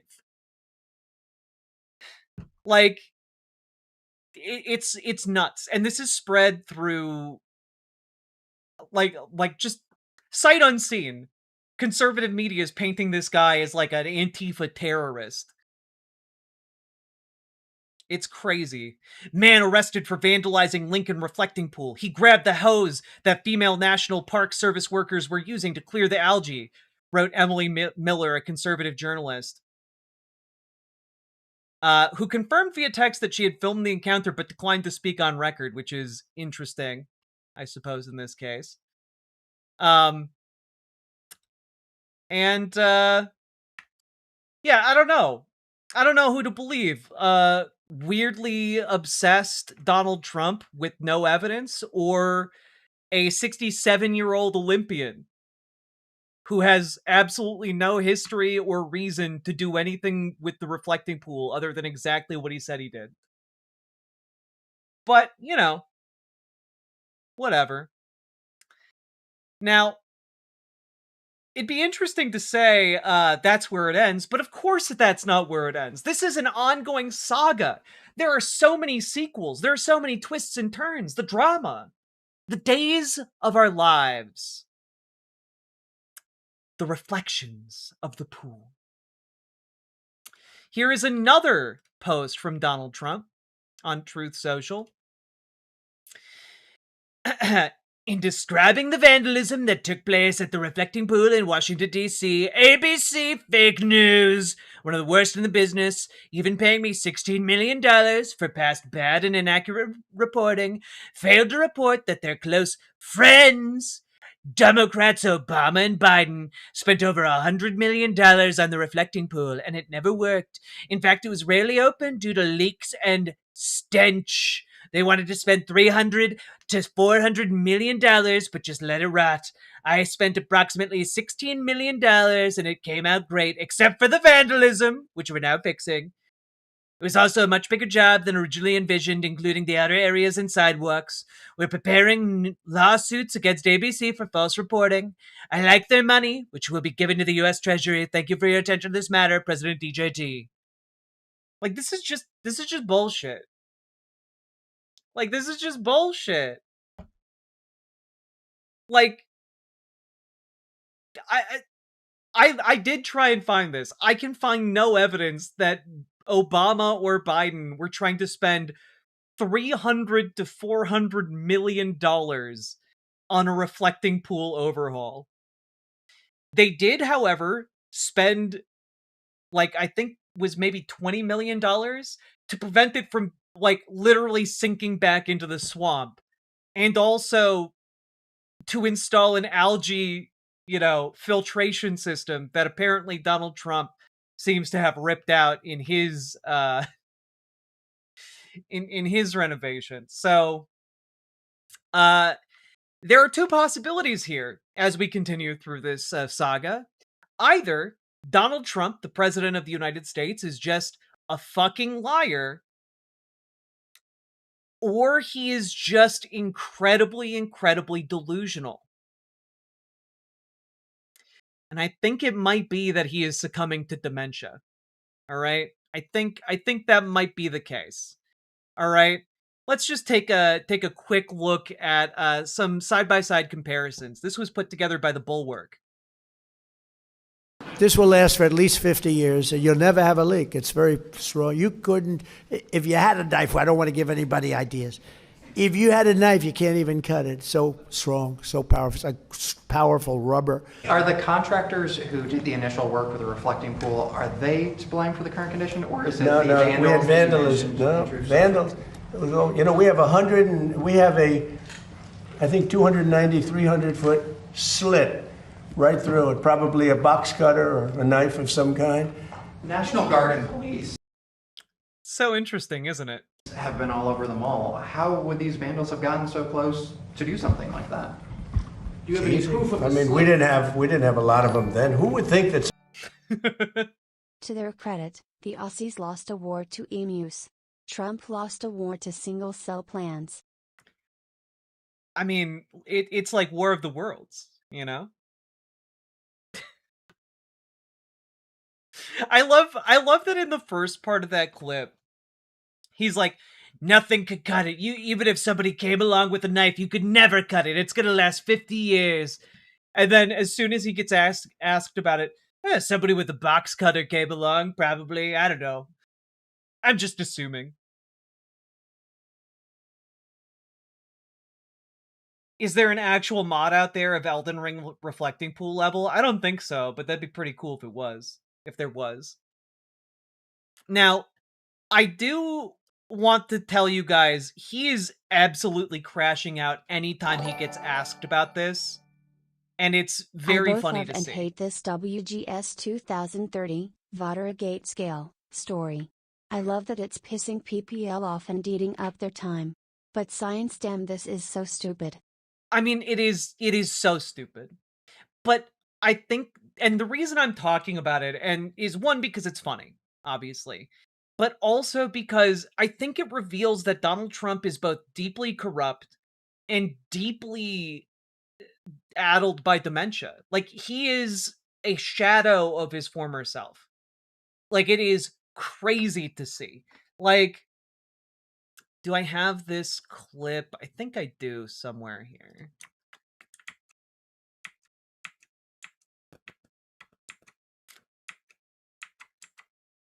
Oh, where is it? Was it here? I know I have it somewhere prepped. No, was it here? I think it might have been here. There's a side-by-side comparison of him over the last decade. Here it is, I think. No, this is not it. You see, is this it? Yeah, here are two clips I want to play for you guys, just to really show the comparison. Here's a clip. This is courtesy of Decoding Fox News here. This is just a side-by-side to compare how he is now to how he was when he was president last time around. So from the beginning to the end, it was clear that this week, America's back. It's bigger and better and stronger. We're more respected as a country right now, I think, than we ever have been. And we were a laughingstock 2 years ago. They would laugh at us. Walker I said, make America great again. I said, make America great again. And I copyrighted the term. And then Walker was making a speech many months ago when he first started. And he was saying, make America great again, because he saw the response I got. We had a man that should have never been there. You know that. A man that would walk up to a podium once every year, and they'd ask him, what flavor ice cream do you like? I like vanilla. The difference is he didn't get any response, so it didn't help. But we told him you can't do that. That was the first little problem I had with him. He said you can't do it. Now I said a common sense conservative, and today I heard he used the term because the press was up, and they interviewed me, and they said he's a common sense conservative. Well, then he'd try and find the stairs, which he couldn't find most of the time, and he'd leave. This is very unfair reporting. And then you said you didn't know about that. You didn't know there was something wrong. I coined the phrase a few months ago, but that's what I am. I'm a conservative person. I'm very, very conservative on the military. I'm very conservative with our vets and on health care and on lots of things. You didn't know there was something wrong. He looks like fucking Bilbo after he's given up the ring. Like, it's crazy. He has deteriorated so much. Like, even if you are someone who is in, like, the pro-MAGA, pro-Trump camp, this is, like, you have to admit, there's a possibility this guy is not all there. I need a man to hug and kiss.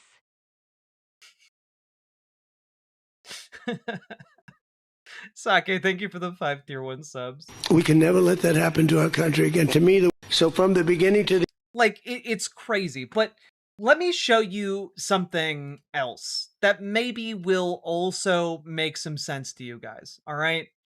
Here's a clip from Sean Hannity's broadcast. Biden got dazed and confused. How shocking.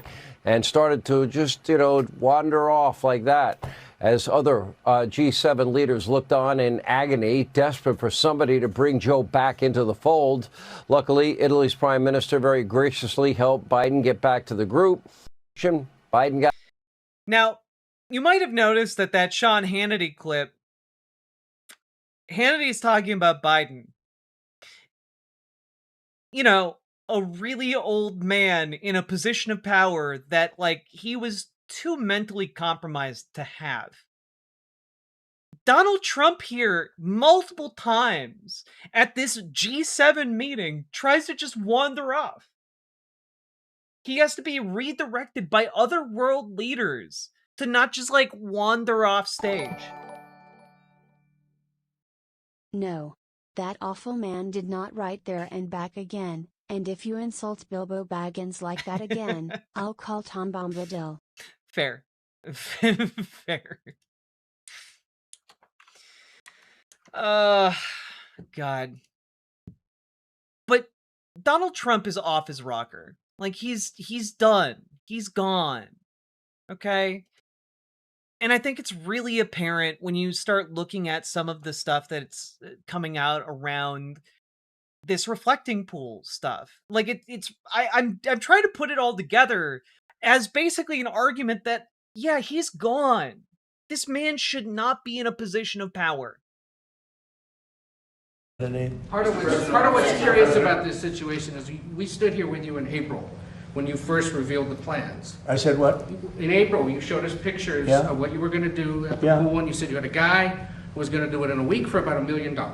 Well, it's been 2 months for $16.5 million. Yeah, okay, ready?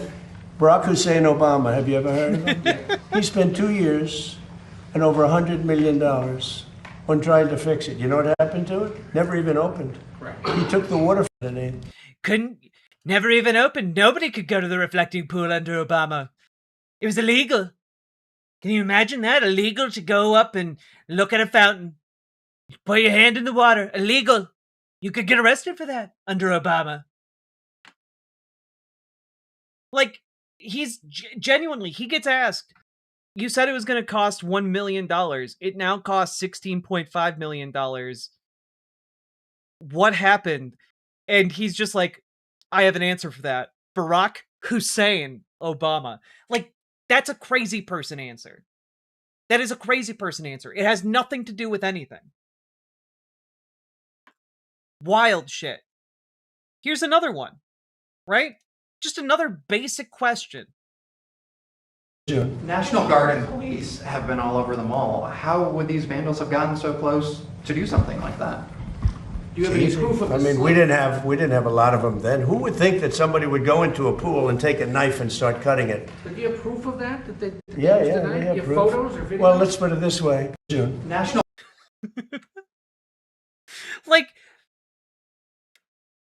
What we're getting here is basically two of his lies colliding in a way that's deeply inconvenient for him. Now, I want you all to just pay attention to his face here. How would these vandals have gotten so close to do something like that?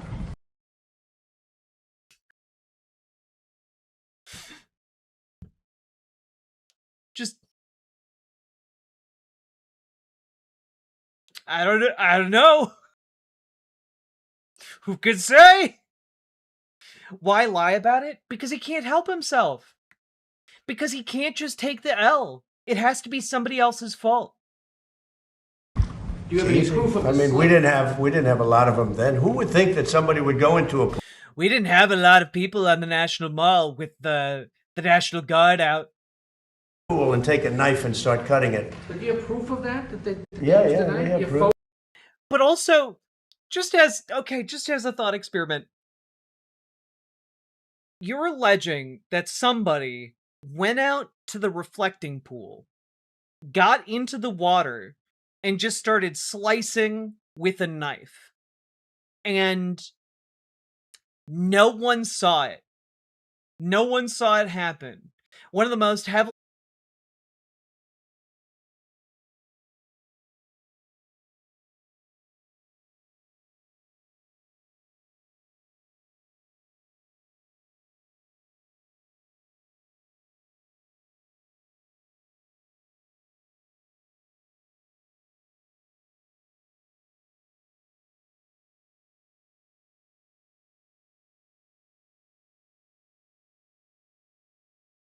We're back?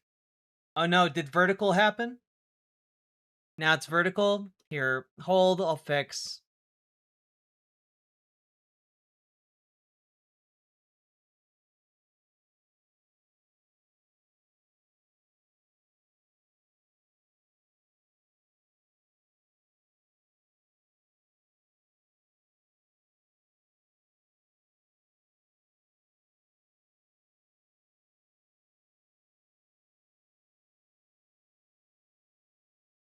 There we go. There we go. Sorry, folks. God damn. We are so back indeed, Billy.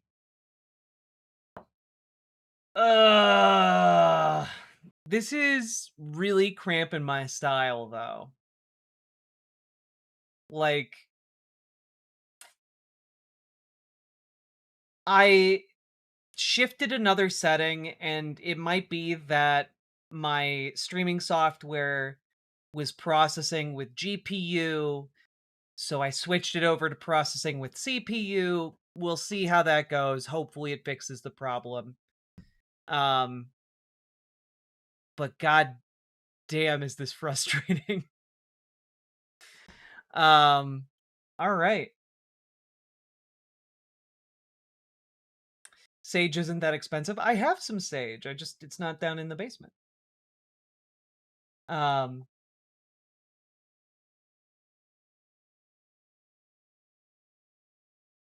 We'll see PU how that goes.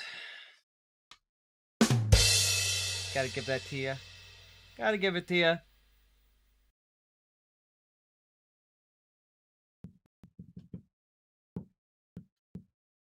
I'll try to stop eating your VRAM. I don't know what the problem is the issue. Like, I have a good GPU and I have a good CPU. And I'm not entirely I have good memory. I'm not entirely sure what the issue is, short of, like, frankly, short of just having too many goddamn tabs open.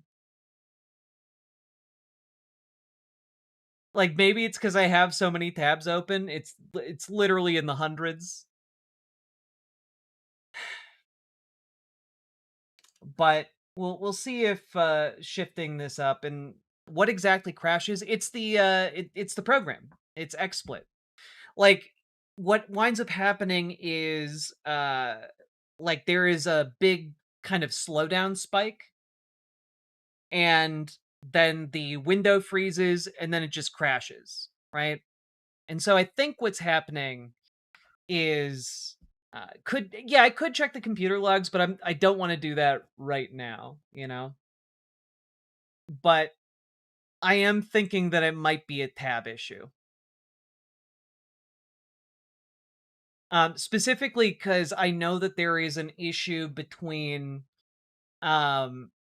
specifically how XSplit interacts with web browsers and websites, and there might be, like, just running into a conflict there, you know? The problem is I have a lot of RAM, so, like, it's I have no idea what it could be.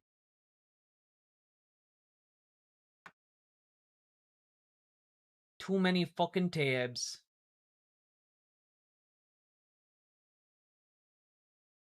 History cleaning time? Maybe. We'll see. I'll look into it.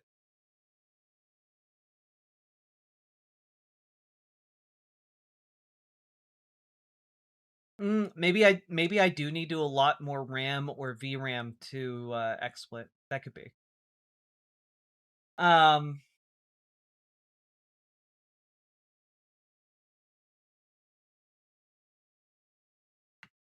have around 80 tabs. I do have a lot more than 80 tabs open right now.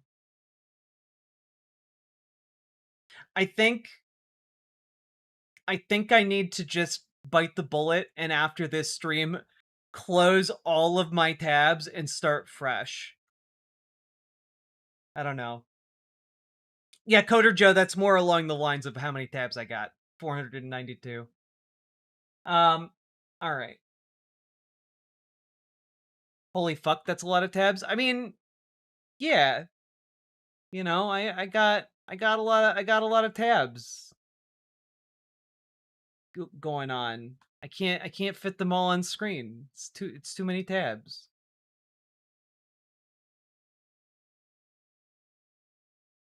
Yeah. All right.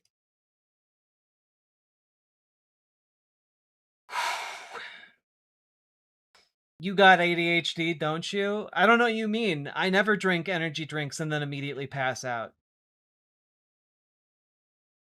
I don't know what you don't what stop it.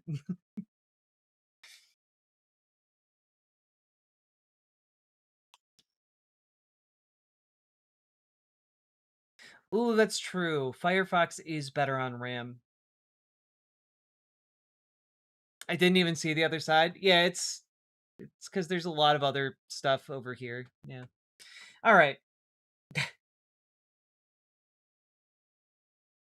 Heirloom tabs inherited from the ancestors, indeed.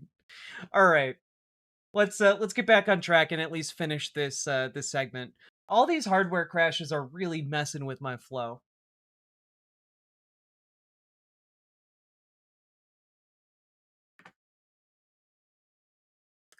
So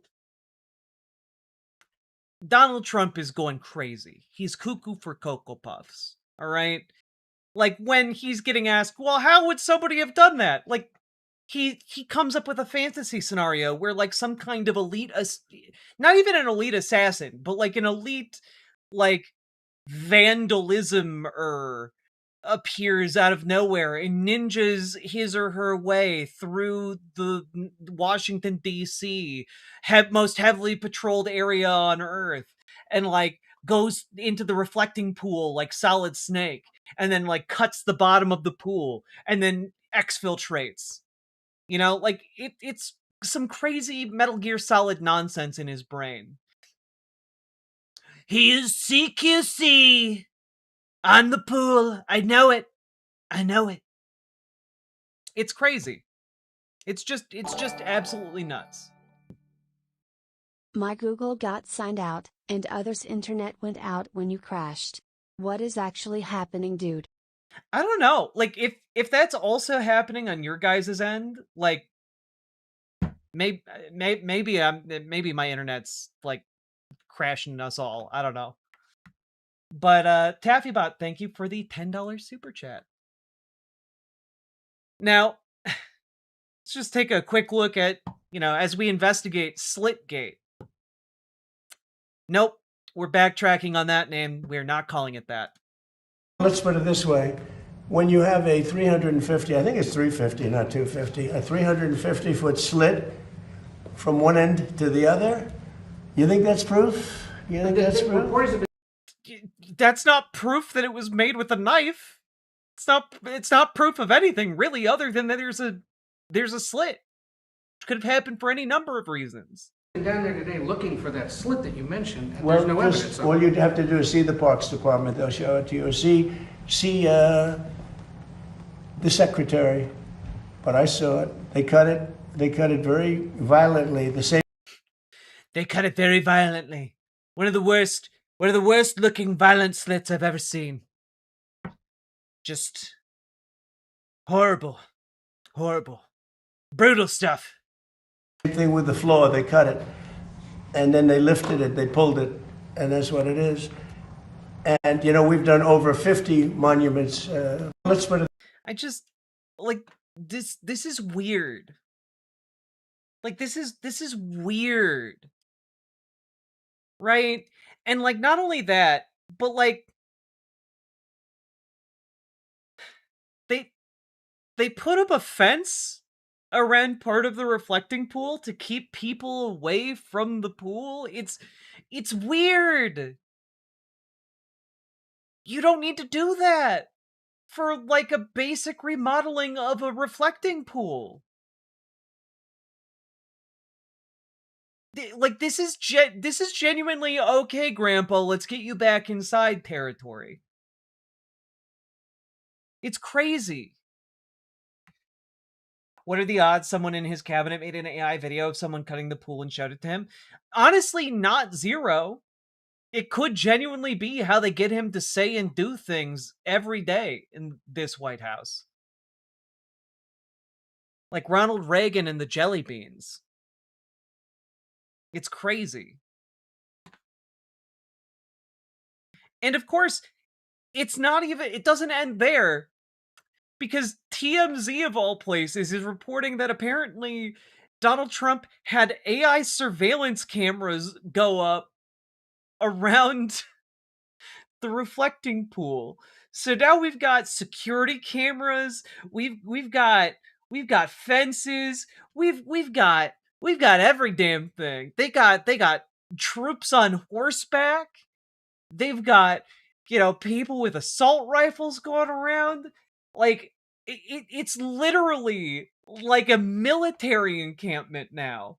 It's absolutely insane. I've never seen anything like it.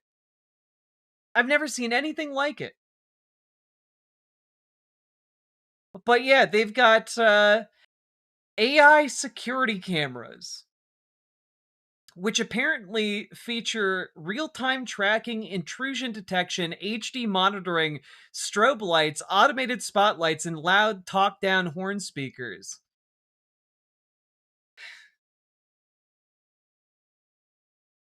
I'm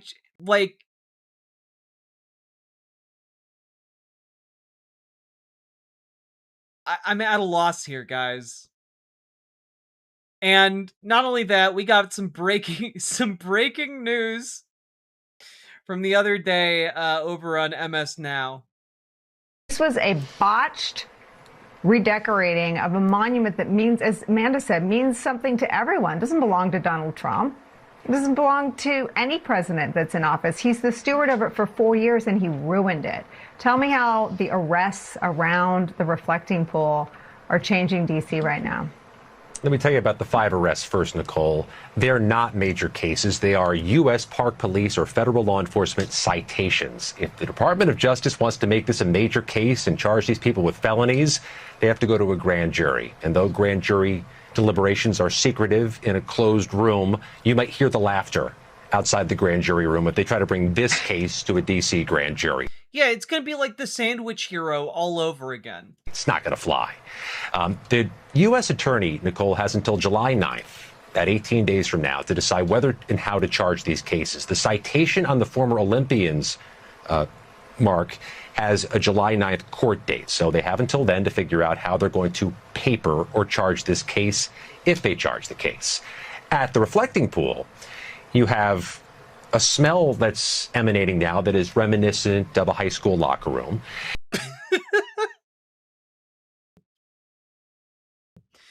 That's the smell of freedom, Mark. That's the smell of freedom. If you don't like it, you can get the hell out. You have a police force and National Guard presence that is profound. It's never bad to have federal law enforcement near a gathering place, and a lot of people are gathering there to rubberneck at the damage.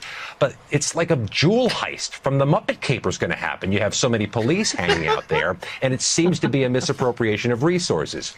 I'll tell you, Nicole, people in... Hell yeah, I would watch a Muppet movie about the Muppets going on a road trip to swim in the healing waters of the reflecting pool in DC. That they have to overcome the National Guard for some reason. Yeah, it's a perfect Muppet movie. DC, like the restored fountains that populate the rest of the city, Trump takes credit for that. But I know a week ago tomorrow, DC voters unanimously, no, I shouldn't say unanimously, overwhelmingly nominated Democrats for office from DC who were emphatically opposed to Donald Trump and all his projects. This was a... I just had to get the Muppet Caper line in there. I thought it was really fun. And this is where we then get to how this is actually starting to spiral out into the wider political space. Because if Donald Trump was at the peak of his powers, at the peak of his influence, if he was able to be more articulate and more cognizant of his surroundings, he might be more aware that he's in some degree of political peril here.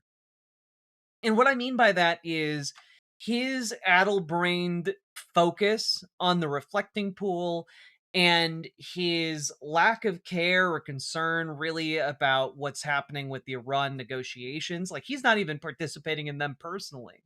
He's sending JD Vance while he focuses on the reflecting pool issue. It's weird, right?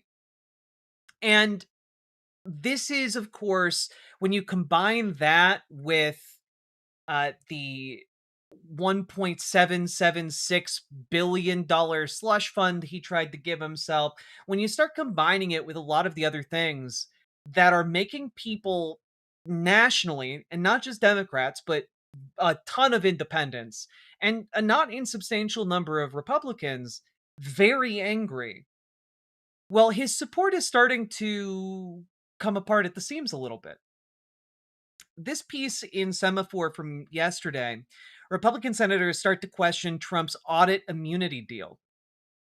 Now, for those of you who remember this $1.8 billion 1776 slush fund deal, part of it was a deal with the IRS essentially declaring that they will never audit Donald Trump or anyone in his family ever again. You know? And when Semaphore started talking with Republican senators, turns out they're not too happy about this idea. 5 GOP senators told Semaphore they have questions about last month's agreement by the Justice Department to shield Trump, his family, and his businesses from IRS audits and prosecution. Some of them said they outright oppose the audit protection. The issue could affect the confirmation of Trump's Attorney General nominee, Todd Blanche. Senator John Cornyn, who just got backstabbed by Donald Trump in the Texas race, said Blanche promised to get him a briefing on the deal with a recent private meeting ahead of his hearing next month in the Judiciary Committee, where Cornyn sits and Republicans' one-seat majority makes every vote pivotal. John Cornyn now is heading out the door. You know, he's done. So Donald Trump, by meddling in the Texas race, has effectively made an enemy of John Cornyn. And now John Cornyn doesn't give any fucks, right? This piece does not get written. These Republican senators do not talk to press unless they are trying to convey something to other Republicans, right?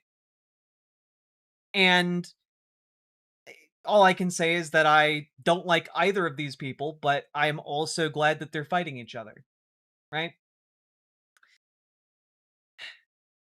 Let's take a look here. Cornyn isn't the only lawmaker seeking more details on the agreement, including whether it could preclude future audits or of past filings or touch only certain past filings. Senator Bill Cassidy, Republican of Louisiana, told Semaphore he expects senators to offer amendments repealing it, adding that he absolutely disagrees with it. Quote, no American should be above the law, not even the president, and maybe even particularly the president. Which is an interesting thing to say to the press about Donald Trump.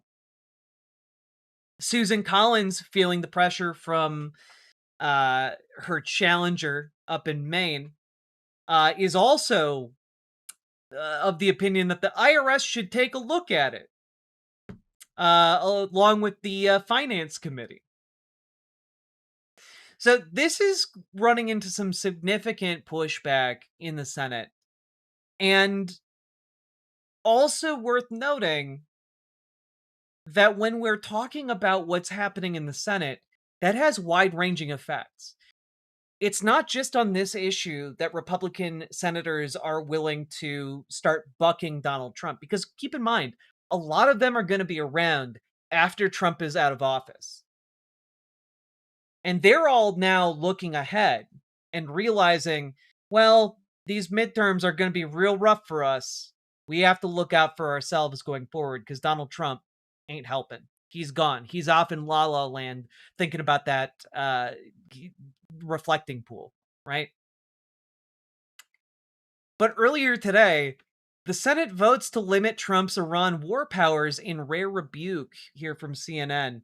Now, I have read this already, but multiple Republicans in the Senate defected in order to pass a war powers resolution that mirrors what was passed in the House. Now, obviously, and I can't believe that no one, when they passing this in the past, ever brought this up, but incredibly, the president can veto war powers resolutions that are designed to prevent the president from unilaterally taking the country into war. So I guess Congress having power to wage war is functionally meaningless now.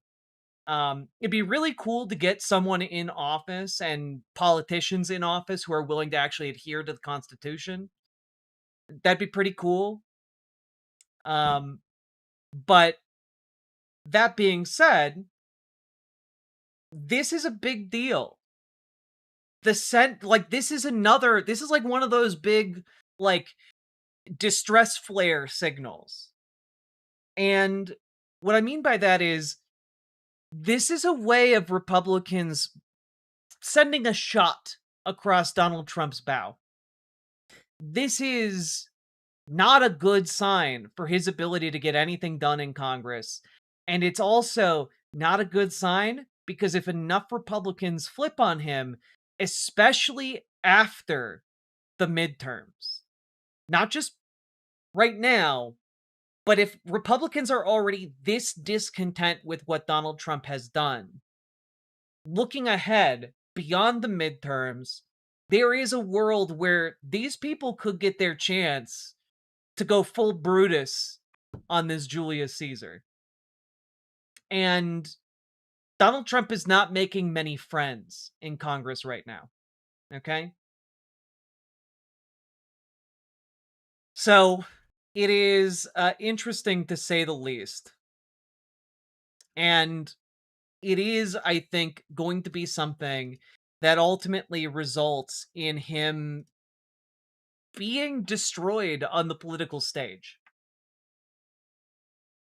And I say that because I'm not the only person who's picking up what Republicans are putting down right now. And they're putting him down. They're putting Donald Trump down like Andy in Toy Story. All right, dropping Woody for Buzz. And I want to direct your attention here to this Substack, Everything is Connected, by Mark Chadbourne, titled Knives Out, Trump Looks Fatally Wounded.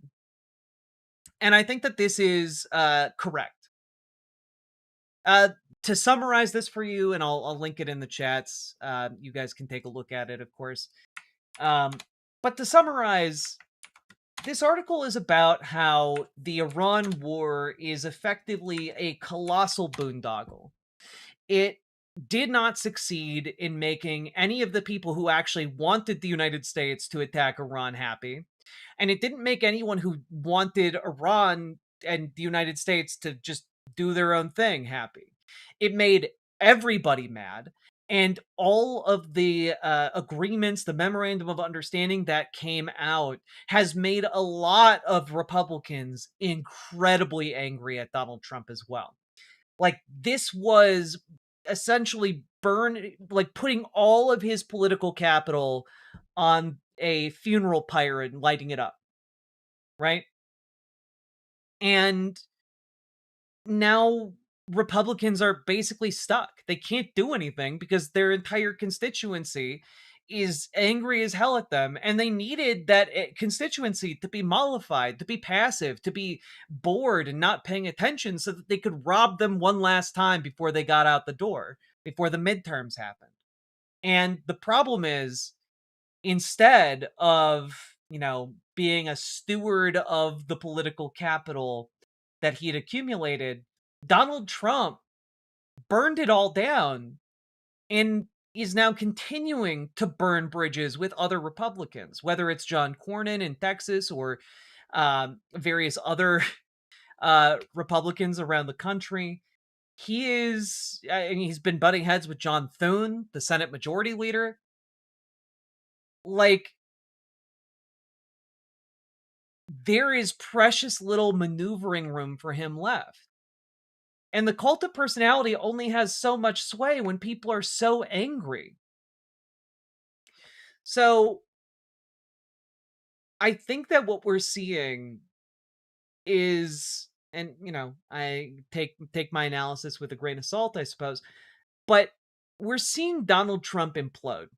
We're seeing his administration get weaker and weaker, and it is effectively, I think, a matter of time before the changing of the guard from the midterms and a new challenger rising for 2028.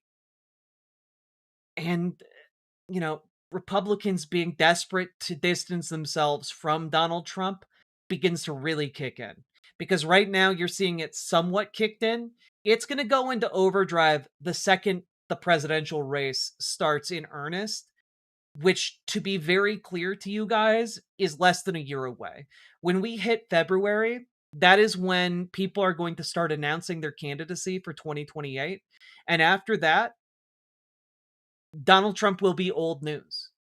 He's not going to be able to do anything other than executive orders. He's not going to be able to pass any legislation. It will be his lame duck presidency. And he's basically just ushered in a lame duck presidency early. That's what's happening right now. And I don't know. I find it very interesting to watch unfold. And, obviously scary, disturbing. But it is historic to live through a time where we live under a would-be dictator who is too mentally feeble and elderly to actually be able to clinch the deal, and then is also just so self-obsessed that he keeps sabotaging the efforts of those around him. It's it's interesting. Horrible. Thousands of people have died. Tens of thousands of people have died. Completely unnecessary. And, I don't know. I think this is all a microcosm of what is happening with the wider country and American empire in general. It is collapsing just like the lining of that reflecting pool. So, all that being said, folks, if you got anything out of this, hit the like button, hit the subscribe button, leave a comment. Let me know what you think in the comments. And also, dude, get involved, get organized, join your local Dems, join your local DSA. If you need help, reach out to us, join our Discord, reach out to GamerG for help with DSA, reach out to Dragonfly for help with your local Dems. We can help get you started. We can help get you connected with your local area political apparatus. And we can also help you figure out how to navigate that new ecosystem you're in. You can do it. You actually have a lot of power and agency when you get involved on the local level. It just takes showing up. So show the fuck up. All right.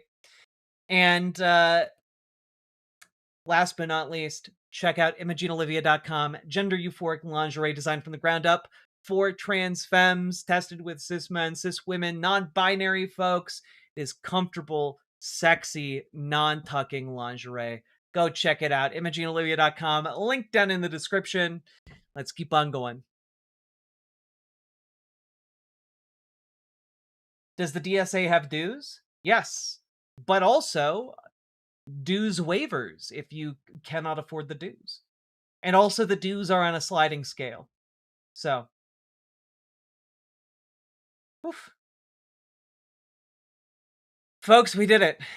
We made it through. I have no idea how long this stream has been going because each time my stream crashed, it reset the clock. So I have no idea how long we've actually been going, but it is 2:23 in the morning. So I think I am going to go to bed now. Unfortunately, we did not make it through.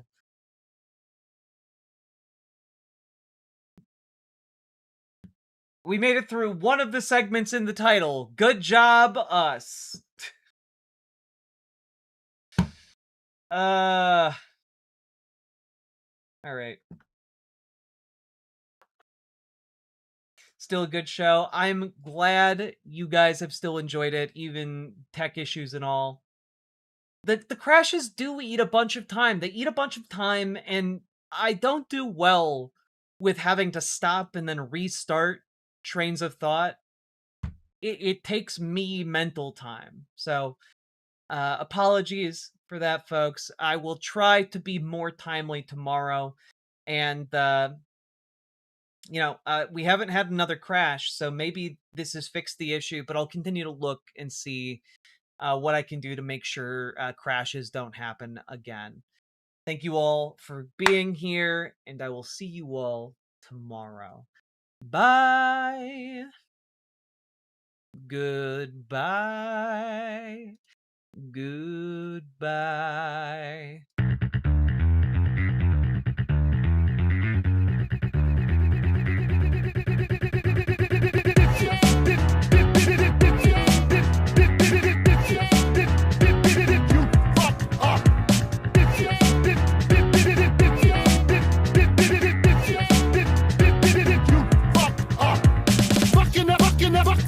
A bunch of bitches if I ever seen a bunch. I'm telling you to your face. If you don't like it, fuck you. They're fucking up this community. You can go home safe, but no, you're here to terrorize this city. Fuck you.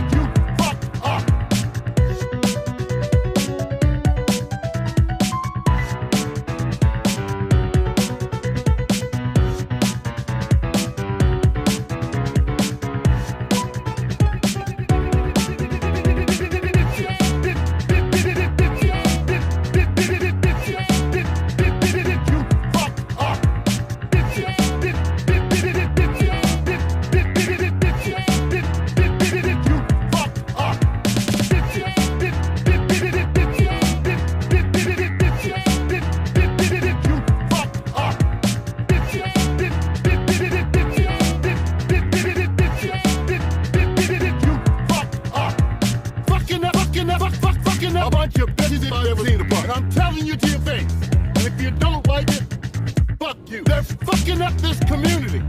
You can go home safe, but no, you're here to terrorize this city. Fuck you.